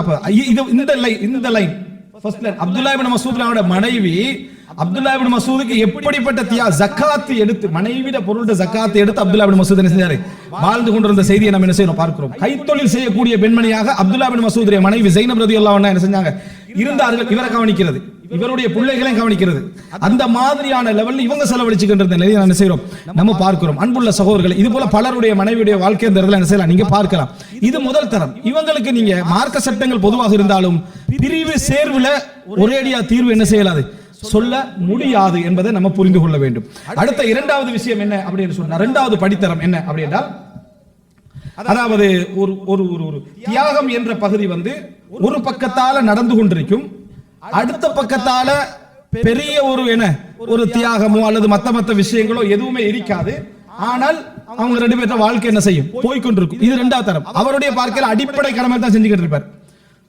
அடுத்த கணவர் ரசூலுல்லாஹ்வுடைய வாழ்க்கையில ரெண்டு பக்கமும் தியாகம். நபிகளாருடைய வயது, ஹதீஜாவுடைய வயது, ரசூல் ஸல்லல்லாஹு அலைஹி வஸல்லம் இதெல்லாம் ரெண்டு பக்கமாக நடந்த தியாகம். மற்ற வாழ்க்கைக்கு ஒரு பக்கத்தால தியாகம் நடந்து கொண்டிருக்கும், அடுத்த பக்கத்தால எதுவுமே என்ன செய்யாது இருக்காது. இவங்க தான் அவங்களை முழுமையாக வழிநடத்தக்கூடிய அமைப்புல தியாகியா இருந்துட்டாங்க. சிலர் பேர் சொல்றது என்னது, அங்க எல்லாமே மனைவிட மேனேஜ்மெண்ட் தான், இவர் வாய மூடி தான் இருக்கிறார். உனக்கு தெரியுமா அங்க என்ன வாழ்க்கை நடந்துட்டு எது நடந்துட்டு எல்லாத்துக்குள்ள போய் தீர்ப்பு சொல்லிடுற. தண்ட மனைவியை தவிர மத்த எல்லா குடும்ப வாழ்க்கையில இவர் அதான் நல்லன்றது அல்லது விமர்சிக்கிறது. தந்த இது இயற்கையான ஒரு பிரச்சனை இருக்குது. எல்லா பிரச்சனைக்குள்ளேயும் அவங்க அமைதியானவங்க தானே, இவங்க விவாகரத்து பண்றாங்க. அமைதியான நீ எங்க கண்டாய்? ரோட்ல கண்டாய். உன்னையே பார்த்தாலும் அமைதியா தான் நினைக்கிறாங்க, நீ அப்படி ஆகிக்கிறாய் என்று நினைச்சு பாருங்க. வீட்டுக்குள்ள வாழ்க்கை யாருக்கு தெரியும் என்றது அவங்களோட சம்பந்தப்பட்ட விஷயம். நம்ம அதுக்குள்ள தீர்ப்பு என்ன சொல்ல முடியாது. அன்புள்ள சகோதரர்களே, ஒரு பக்கத்துடைய தியாகம், இன்னொரு பக்கத்துடைய அமைதி, இது இரண்டாவது நிலையில இருக்கு இந்த வாழ்க்கை. மூன்றாவது, ஒவ்வொன்றுக்குமே பல சஹாபாக்களுடைய செய்திகளை எடுத்து உதாரணம் என்ன செய்யலாம், நம்ம காட்டிக்கொண்டு போகலாம். மூன்றாவது பகுதி என்னன்னு சொன்னால் அல் மஹப்பா அல் மஜ்பூலா. சிலருக்கு ஏன் ரெண்டு பேரும் விரும்புறாங்கன்றது தெரியவே தெரியாது. விளங்கிட்டா? அவ்வளவு நேசிப்பார்கள், தியாகமும் இல்ல, எதுவும் இருக்காது, நல்லது கெட்டதுன்னு இருக்காது. ஆனா ரெண்டு பேருக்கும் அளவு கடந்த விருப்பம் என்ன செய்யும், இருந்து கொண்டே இருக்கும். அதாவது என்ன காரணம் இல்லாத ஒரு விருப்பமா இருக்கும். அபூ தர்தா ரலியல்லாஹு அன்ஹு, உம்மு தர்தா ரலியல்லாஹு அன்ஹா வரலாற்றை நீங்க படிச்சீங்கன்னு சொன்னா விளங்கும். வரலாற்றுல சொல்லப்படக்கூடிய சப்ஜெக்ட். அவர்கள் மௌத்தாகிற நேரத்துல ஒப்பந்தம் எடுத்துட்டு மௌத்தாகிறாங்க. எனக்கு பிறகு நீங்க என்ன செய்யக்கூடாது, திருமணம் முடிக்க கூடாது. அந்த அளவுக்கான என்ன ஒரு ஒரு நெருக்கம் அவங்களுக்கு இடையில என்ன செஞ்சு இருந்தது. எதனால் அவர்கள் நெருங்குகிறார்கள், என்ன ரீசன் தேவையில்லை. சில நேரங்கள்ல நேசத்துக்கு காரணம், பெரும்பாலும் விருப்பத்துக்கு காரணம் இருக்காது. காரணத்தால் எல்லாத்தையும் விரும்புவான். காரணத்தால், அதாவது விருப்பத்துக்கு காரணம் இருக்காது, விரும்பினத்தால இவன் அவங்களை விரும்பிட்டாங்கிறதுக்காண்டி எல்லா காரணத்தையும் உருவாக்கி கொள்வான். அந்த நிறம் தான் பிடிக்கும், அந்த இடம் தான் பிடிக்கும், அந்த ஊர் தான் பிடிக்கும், அந்த பேர் தான் பிடிக்கும், அந்த மொழி தான் பிடிக்கும் என்று விரும்பினதனால எடுத்துக்கொள்வான். வெறுத்ததனால எல்லாத்தையும் வெறுப்பான். சோ விருப்பம் தான் காரணம் எல்லா விஷயங்களும் வருவதற்கு. இந்த அடிப்படையில் நேசிக்கக்கூடிய இரு தரப்பான நேசங்கள் என்ன செய்யும் இருக்கு. இது கணவன் மனைவி மாதிரி ஒரு தரம், நம்ம எந்த தரம் பார்த்துக்கலாம். சரியா? அடுத்ததாக என்னன்னு சொன்னால், ஒரு பக்கம் அளவுக்கு அதிகமாக விரும்பும், அதே அளவுல அடுத்த பக்கம் வெறுக்கும். இவர் கடுமையான விருப்பத்தோடு இருப்பாரு, அவங்க அதே அளவுல என்னது வெறுப்போடு இருப்பாங்க. அதை ரசூலுல்லாஹ் நேரடியாக சொல்றாங்க. அதாவது முகீஸும் பரீராவுடைய செய்தி, முகீஸ் பரீராவுடைய செய்தி. ரெண்டு பேரும் என்ன, பரீரா விடுதலை ஆகிற, அடிமையாக இருந்த பரீரா ஆயிஷா அவங்கள்ட்ட எழுதி கேட்டு என்ன விடுதலை ஆகிறாங்க. முகீஸும் அவங்களோட ஒரு கணவர் தான் அடிமையாக இருக்கிறார் இன்னிடத்துல. பரீரா விடுதலை ஆகின உடனே சுதந்திரமாக இருக்கக்கூடிய எனக்கு அடிமையான கணவர் தேவையில்லை என்று விவாகரத்து பண்ணிட்டாங்க. இவ்வளவு ரெண்டு பேரும் உண்டாத்தானே வந்தாங்க, உண்டாத்தானே வாழ்ந்தாங்க. இவங்க மட்டும் பணத்தை கட்டி விடுதலை ஆகின கணவரை வெறுக்கிறாரு என்ற மாதிரி நமக்கு ஒரு சிந்தனை வருமே. அப்போ எந்த அளவுக்கு அவர் விரும்பினார்டா, இவங்க வானான்னு சொன்ன பிறகு மதீனாவுடைய சிக்குகள்ல முடுக்குகள் எல்லாம் முகீஸ் பரீராவுக்கு பின்னால போவாரு, தாடி வழியாக கண்ணீர் வடித்துக் கொண்டே. முஸ்லிம்ல வரக்கூடிய செய்தி, அழுது கொண்டு பின்னால போவார், என்னை திருப்பி எடுத்துக்கங்க, என்னைய திருப்பி எடுத்துக்க. ஒரு நாள் ரசூல் ஸல்லல்லாஹு அலைஹி வஸல்லம் பரீரா கூப்பிட்டு சொல்றாங்க, அவரை நீங்க திருப்பி என்ன எடுத்துக்கலாமே, முடிச்சுக்கலாமே அப்படின்றாங்க. அப்ப அவங்க கேட்டாங்க, அல்லாஹ்வின் தூதரே, வஹி அடிப்படையில சொல்றீங்களா, கட்டளை அல்லாஹ்வுடைய கட்டளை? இல்ல இல்ல, இது என்னது ஒரு கருத்து தான்டாங்க, எனக்கு தேவையில்லைன்றாங்க. பரீரா என்னது, எனக்கு அது தேவையில்லை, ரசூலுல்லாஹ் தான் ஆலோசனை சொல்றாங்க. ரசூல் ஸல்லல்லாஹு அலைஹி வஸல்லம் சொல்றா, கவுன்சிலிங் ஆலோசனை நம்ம தூக்கி வீசலாம். விளங்கிட்டா? ரசூலுல்லாஹ் சொல்லக்கூடிய ஆலோசனையை கூட பரீரா நமக்கு செட் ஆகலைன்டா. ரசூலுல்லாஹ் தான் ஆலோசனை சொல்றாங்க, செட் ஆகலைன்னு சொல்லிட்டாங்க. அந்த ஆலோசனை போற டைம்ல உங்களோட லைஃபுக்கு என்ன பொறுத்துன்னு உங்களுக்கு தான் என்னது தெரியும். சில நேரங்கள் அந்த முடிவுகளை நீங்க போவே கூடாது. குறுகிய அறிவாய்க்கு முன்னால் உள்ளவரோட அறிவு இதை கொண்டு போய் அது மதம் இல்லாத, மார்க்கம் இல்லாத, வழிகாட்டல் இல்லாதவன் தனக்கு உருவாக்கி கொண்ட ஒரு சிலபஸ் அது. எங்களுக்கு குர்ஆன் சொன்னாதான் எல்லாமே. அதுல இவங்க சொல்லிக்கொண்ட விஷயங்கள் வேணும்னா 10% உடம்பட்டு போகலாம், 90% முரண்தான். 90% முரண்தான் என்பதை நம்ம என்ன செய்ய வேண்டும், புரிந்து கொள்ள வேண்டும். அன்புள்ள சகோதரர்களே, அப்ப இதுல பாருங்க, இவருடைய நேசம் அதே அளவுக்கு அவங்களோட என்ன வெறுப்பு. இவங்கள்ட்ட போய் நீங்க எப்படி குடும்ப வாழ்க்கையை பத்தி பேசுவீங்க? அதுதான் ரசூல் ஸல்லல்லாஹு அலைஹி வஸல்லம் அவங்க தாபித்துடைய விஷயத்துல எடுத்த முடிவு. தாபித்துடைய விஷயத்துல எடுத்த முடிவு என்ன காரணம்டா, இவங்க என்ன, இவர் விரும்புறாரு, அவர் என்ன வெறுக்கிறாரு. ரசூலுல்லாஹ் விவாகரத்தை என்ன செஞ்சாங்க சொன்னாங்கன்னு பாக்குறோம். இல்லைன்னா பிரச்சனை வேற சைடெல்லாம் என்ன செய்யும், அது போய்கொண்டே இருக்கும். இதை அடிப்படையாக காரணமாக வைத்து அடுத்ததாக சில நேரங்கள்ல அதாவது பொறுப்புணர்ச்சி, மஹப்பத்தோடு ஒரு பொறுப்புணர்ச்சியும் சேர்ந்த சாதாரண லைஃபா இருக்கும். நேசமும் இருக்கும், பொறுப்புணர்ச்சியும் இருக்கும். ஆனா மற்றவங்களோட கம்பேர் பண்றதுக்குள்ள அந்த இடத்துக்கு வராது. நான் சொன்னாலும் அளவுக்கு அதிகமான நேசங்கள், சாதாரண நேசம், சாதாரண பொறுப்புணர்ச்சி. அதுக்கு அடுத்தது என்ன தெரியுமா, நேசமே இருக்காது ரெண்டு சைடுக்கும். ஆனால் பொறுப்புணர்ச்சியோட வாழ்ந்துகிட்டு இருப்பான். உங்களும் கடமைகள் டக் டக் எல்லாம் செஞ்சிருவாங்க, அவரும் என்ன கடமைகள் எல்லாம் நல்ல முறையில் செஞ்சிருவாங்க, வருவாங்க. ஆனா இவங்க ரெண்டு பேருக்கு இடையில அந்த பயான்கள் சில டைம்ல காட்டப்படுமே வழிகாட்டல்கள் என்ன அப்படி இருக்கு, அதெல்லாம் ஒன்றுமே இருக்காது இவங்க ரெண்டு பேருக்கு இடையில. அது முதலாவது ஆளுக்கு சில டைம்ல செட் ஆகும், ரெண்டாவது தரத்தில் உள்ளவங்களுக்கு செட் ஆகும், இவங்களுக்கு இருக்கவே இருக்காது. இவங்களே இதை பார்த்தாங்கன்னா என்ன நினைப்பாங்க, ஒரு வேற ஒரு நிலைமையில நினைப்பாங்க. இந்த மாதிரி உமர் பின் கத்தாப் ரலியல்லாஹு காலத்துல ஒரு மனிதர் எப்பயும் விவாகரத்துன்னே போயிட்டு இருக்கு. உமர்லாம் ஒரு தடவை கேட்கறாங்க, ஏன் நீங்க அதிகமா என்ன செய்றீங்க, விவாகரத்து பண்றீங்க அப்படின்னு. என்னை விரும்புறாங்க இல்லை, என்னை முடிக்கிறவங்க என்னை விரும்புறாங்க இல்லைன்றாங்க. வாங்க நான் ஒரு ஆதாரம் சொல்றேன்னு சொல்லி கூட்டிட்டு வீட்டுக்கு போறாரு. வீட்டுக்கு போய் மனைவியை அழைச்சி, நான் உன்ட்டு கேட்கிறேன்னு சொல்லுன்னு சொல்றாங்க. என்ன கேளுங்கன்றாங்க. நீ என்னை விரும்புறியான்னு கேட்கறாங்க. வேற கேள்வி கேட்கலாமேன்றாங்க மனைவி. இதை விட்டுட்டு வேற ஏதாவது கேள்வி கேளுங்கன்றாங்க. இந்த கேள்விக்கு நீங்க பதில் சொல்லணும் அப்படின்றாரு. நான் இப்ப சராகத்தா சொல்றேன்னா, எனக்கு உங்களோட எந்த விருப்பமும் எனக்கு இல்லை. மனைவி ஆகிக்கிறாங்க, விருப்பம் இல்லை. இதுதான் நான் காரணம், விவாகரத்து செய்யறதுக்கு இதான் ரீசன் அப்படின்றாங்க. உமர்லாம் சொல்றாங்க, ஃபிக்ஹு ஸஹாபா உமர்லாம் சொல்றாங்க, லைஸத் குல்லுல் புயூதி துப்னா அலல் மஹப்பா. எல்லா வீடுகளும் மஹப்பத்தில் கட்டப்பட்டவைகள் அல்ல, எல்லா குடும்பங்களும் நேசத்தில் உண்டாக்கப்பட்டவைகள் அல்ல. வலக்கின்னல் மஸ்ஊலியா, பொறுப்பு. இந்த மனைவியை நான் முடித்திருக்கிறேன், இவங்களை நான் பார்த்துக்கணும், இவங்களை நான் பார்த்து ஒழுக்கமா வைக்கணும், அவங்களுக்கு தேவையான எல்லா விஷயங்களையும் நம்ம கொடுக்கணும், அவங்கள பொறுப்புணர்ச்சியோட நம்ம இருக்கணும், அவங்களோட குழந்தைகளை வளர்க்கணும். இந்த மாதிரி நான் இருந்து கொள்ள வேண்டும். நேசம் அது அல்லாஹ் உண்டாக்குறது, அதெல்லாம் உண்டாக்குறது.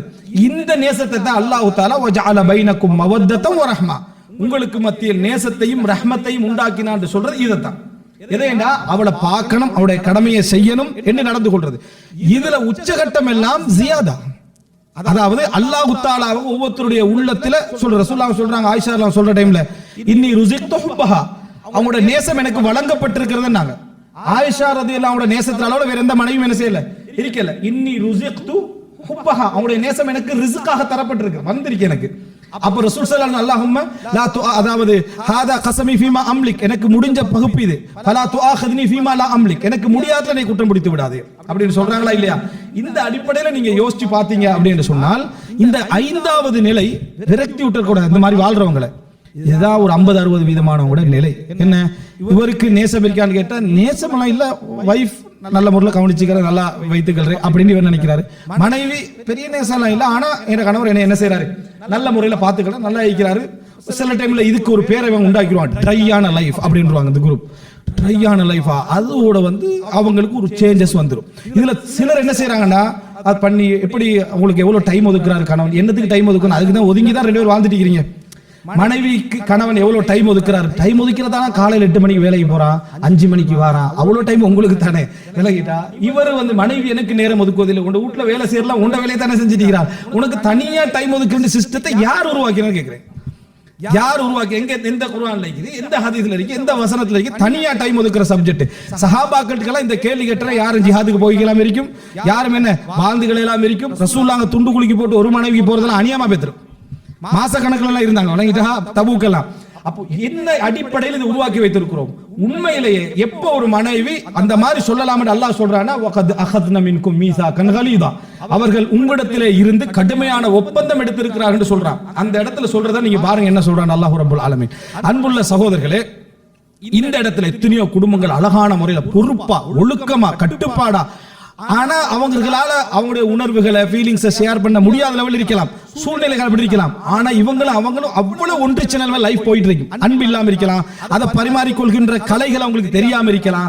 சரி, இந்த மாதிரி இல்லாம ஒருத்தர் சொல்றாரு, எனக்கு வெட்டி போட்டாலும் ரொமான்ஸ் வராதுன்றார். ஒருத்தர் சொல்றாரு, எனக்கு வெட்டி போட்டாலும் ரொமான்ஸ் வராது, என் மனைவி எனக்கு ரொமான்ஸ் பண்ண அப்படின்னா என்ன மூலைன்னு கேட்கிறாரு. கலைக்கிட்டா அதுதான் என்னன்னு கேட்கிறாரு.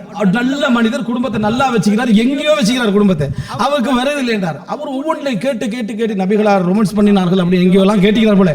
கேட்டு இது எப்படி பண்றதுன்னு அவர் கேட்கிறார். அப்படி ஒன்று இல்ல, நான் என்ன சொல்ல, சரியா, ஒரு அன்பு நேசம் என்று வார டைம்ல ஷேரிங் இருக்கும், அது அவர்களுக்கு தானாக வரும். இவங்க ஊட்டி விட்ட சிஸ்டம் ஒன்று இருக்குது. ரசூலுல்லாஹ் அழகா பேசிக்கிறாங்க, மனைவிமார்கள் அழகா பேசிக்கிறாங்க, இது இருக்குதான். இதுக்கு இவங்க ஒரு சிஸ்டம் வச்சுக்கிறாங்க. இந்த சிஸ்டத்துக்குள்ள அந்த சிலபஸை கொண்டு வந்து போட்டு அது எல்லாம் மாறின உடனே நமக்கு என்ன செய்ய தவறா. உமர்லாம் என்ன சொல்றாங்க, அழகான வார்த்தையில சொல்றாங்க, என்ன, லைஸத் குல்லுல் புயூதி துப்னா அலல் மஹப்பா, எல்லா வீடுகளும் மஹப்பத்தில் கட்டப்பட்டவைகள் அல்ல. அல் மஸ்ஊலியத், பொறுப்பு. குல்லுக்கும் ராஇன் வ குல்லுக்கும் மஸ்ஊலுன் அன் ரஅய்யத்திஹி. கேள்வி, நான் மனைவியை சரியா பார்த்துக்கிறேன்னா, ஒழுக்கமா வச்சுக்கிறேன்னா, இதுதான் கேள்வியே தவிர, அதே போல கணவன் விஷயத்துல நம்ம பேணுதலா நடந்து கொள்றோமா, இது நடந்துருமா, இதுதான் கேள்வியே தவிர, ரசூலுல்லாஹ் அதைத்தான் இறுதி ஹஜ்ஜில பெண்ணுக்கும் ஆணுக்கும் உள்ள ஹக்காக சொன்னாங்களே தவிர, இந்த லெவல்ல ஒரு குடும்ப வாழ்க்கை போச்சுன்னு சொன்னா அதுல நம்ம என்டர் ஆகக்கூடாது. சிலர் நேரம் ஒதுக்குறாங்களான்னு கேட்கறது, நேரம் அவங்களுக்கு சிலவில் அந்த சிலபஸ் தெரியாமிக்கலாம், வெஸ்டர்ன் சிலபஸ் தெரியாமிக்கலாம், நேரம் ஒதுக்குறேன்டா, இல்லை ஒரு 1 ஹவராவது ஃபோனெல்லாம் ஓஃப் பண்ணி வச்சுட்டு பேசினேன். அப்படியா? எல்லாருக்கும் ஃபோன் ஓப்பன் பண்ணுற சரியா வருமா? சிலர் லைஃப் பிஸ்னஸ் ஆரம்பிக்கிறதே 5 மணி போகிறது, ஆஃபீஸில் சும்மா தான் இருந்திருப்பாரு. வீட்டுக்கு வந்த ஒரு தான் டார்ச்சர் என்ன செய் ஸ்டார்ட் ஆகும். அது செய் இது செய் இது செய்யறீங்க. அவனுக்கு இதை கேட்டோன்னா ஃபோன் ஓப்பன் பண்ணி வச்சுட்டா முடிச்சு. சரியா? அப்ப இந்த மாதிரியான சப்ஜெக்டை சொல்லி அப்படியா நேரம் ஒதுக்கணும்னு சொன்ன. இப்ப என்ன நினைக்கிறாங்கன்னா நேரம் ஒதுக்கி உட்கார்றது, என்ன பேசுறது தெரியாது. ஏற்கனவே சும்மா பேசிக்கிட்டு சிஸ்டமா பேச எப்படி பேசுவீங்க நீங்க? நேரம் ஒதுக்கி உட்கார்ந்த உடனே நேத்து என்ன செலவுன்றது நடந்திருக்கு நிறைய குடும்பங்கள். நேத்து என்ன செலவு கதைக்குள்ள போய் பிரச்சனை ஆகி குடும்பம் எங்க பிள்ளை ஒழுங்கா படிப்பிக்கிறேன் எதா வந்து இதுதான் ஃபீட்பேக். ஃபீட்பேக் வந்து கருத்தை தெரிச்சுக்குள்ள தான் எடுக்கணுமே தவிர அதுக்கு நம்ம தீர்வு கொடுக்கிறது எங்களுக்கு எடுக்க கூடாது. இது பிரச்சனையான ஒரு இடம். நீங்க நல்லதா செஞ்சுட்டீங்கன்னா முடிஞ்சது, நீங்க நல்ல முறையில் நடந்து கொண்டீங்கன்னா அதுக்கு முடிஞ்சது. அதுல குறைகள் இருக்கத்தான் செய்யும். இந்த கடைசி பகுதி அப்ப குடும்பத்துடைய தரங்கள் இந்த 5 தரத்துல இருக்கக்குள்ள நம்மளோட வழிகாட்டல் எல்லாம் ஹதீஜா ரலியல்லாஹு ரசூலுல்லாஹோட வழிகாட்டலாம் மட்டும் பேசி நம்ம எப்படி இருக்கும்? எங்களோட உரைகளுடைய முறைகள் எல்லாம் அல்ல நம்ம வழிகாட்டக்கூடிய முறைகள் எல்லாம் முதலாவது தரத்துல மட்டுமாக இருந்தால் கடைசி தரத்தில் உள்ளவங்களோட லைஃப் அவங்க எப்படி யோசிப்பாங்க? உமர் ரலியல்லாஹு அவங்க சொன்ன மாதிரி ஒரு வார்த்தை சொல்லிக்கிறோமா? எந்த அளவுக்கு என்றால் நிறைய அறிஞர்கள்ட்ட ஹலில் மவத்தா வாஜிபா, ஹலில் மஹப்பா வாஜிபா பைன ஜௌஜைன், கணவன் மனைவி கடையில நேசம் கடமையான்னு கேட்டிக்கிறாங்க. அவங்க கேள்வியே பிழைண்டிக்கிறாங்க. ஏன் நேசம் வந்து கடமை செய்யறோம் அல்லது வாரது அது உள்ளத்துல என்ன ஏற்படக்கூடிய ஒரு விஷயமே தவிர நீ ஏற்படுத்திக் கொள்ற விஷயம் உண்டு அல்ல. அது வந்தா இருக்கும். அப்ப அது வாஜிப் இல்லை என்ற இடத்துக்கு வராது. அது பதில் சொல்ற சந்தர்ப்பத்துல அந்த மாதிரி ஒரு விஷயம் அல்லாஹ் ஏற்படுத்தக்கூடிய விஷயம். எனவே அது வாஜிப் அல்ல, அது வாஜிப் அல்ல. உங்களோட கடமைகளை நீங்க செய்யுங்க, அவரோட கடமைகளை அவங்க செய்யட்டும். உங்களுக்கு அடுத்த தரத்துக்கு போக முடியும்டா சிறப்பு, அதுக்கு அடுத்த தரத்துக்கு போக முடியும்டா சிறப்பு. இதனால மனைவியுடைய பேச்சை யாராவது காது கொடுத்து கேட்கக்கூடிய சொந்தக்காரர்கிட்ட காதை கொடுத்து பேசிட்டு கணவனோட பேசக்கூடிய எங்கேயோ இருக்கக்கூடிய ஆபீஸ்ல வேலை செய்யக்கூடிய ஒரு பெண்ணோடு இவர் பேசிக்கிறாரு. மனைவி இவருக்கு நேரம் ஒதுக்கல, அவளோட பேசுறாரு. கணவன் நேரம் ஒதுக்கணும், இவரோட பேசுறாரு.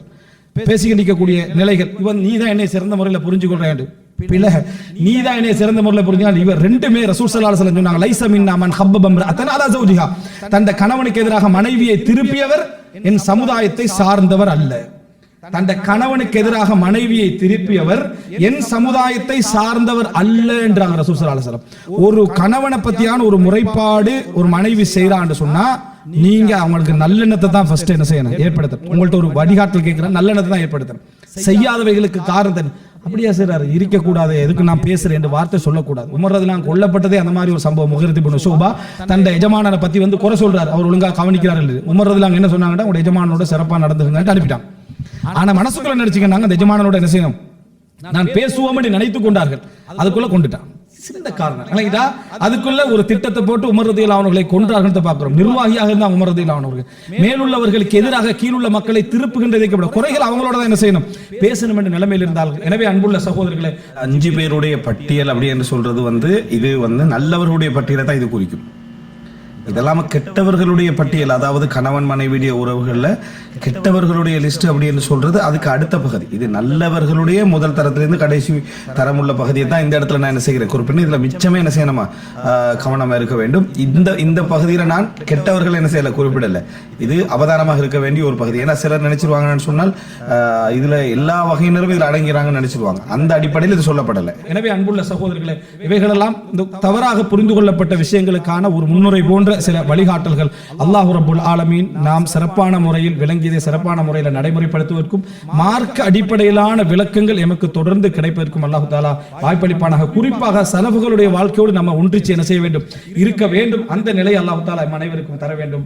ஹாதா மா இந்தி வல் இல்மு இன்தல்லாஹ் வ அகூலு கௌலி ஹாதா வ அஸ்தக்ஃபிருல்லாஹ் லி வ லக்கும். அஸ்ஸலாமு அலைக்கும் வ ரஹ்மத்துல்லாஹி வ பரகாத்துஹு.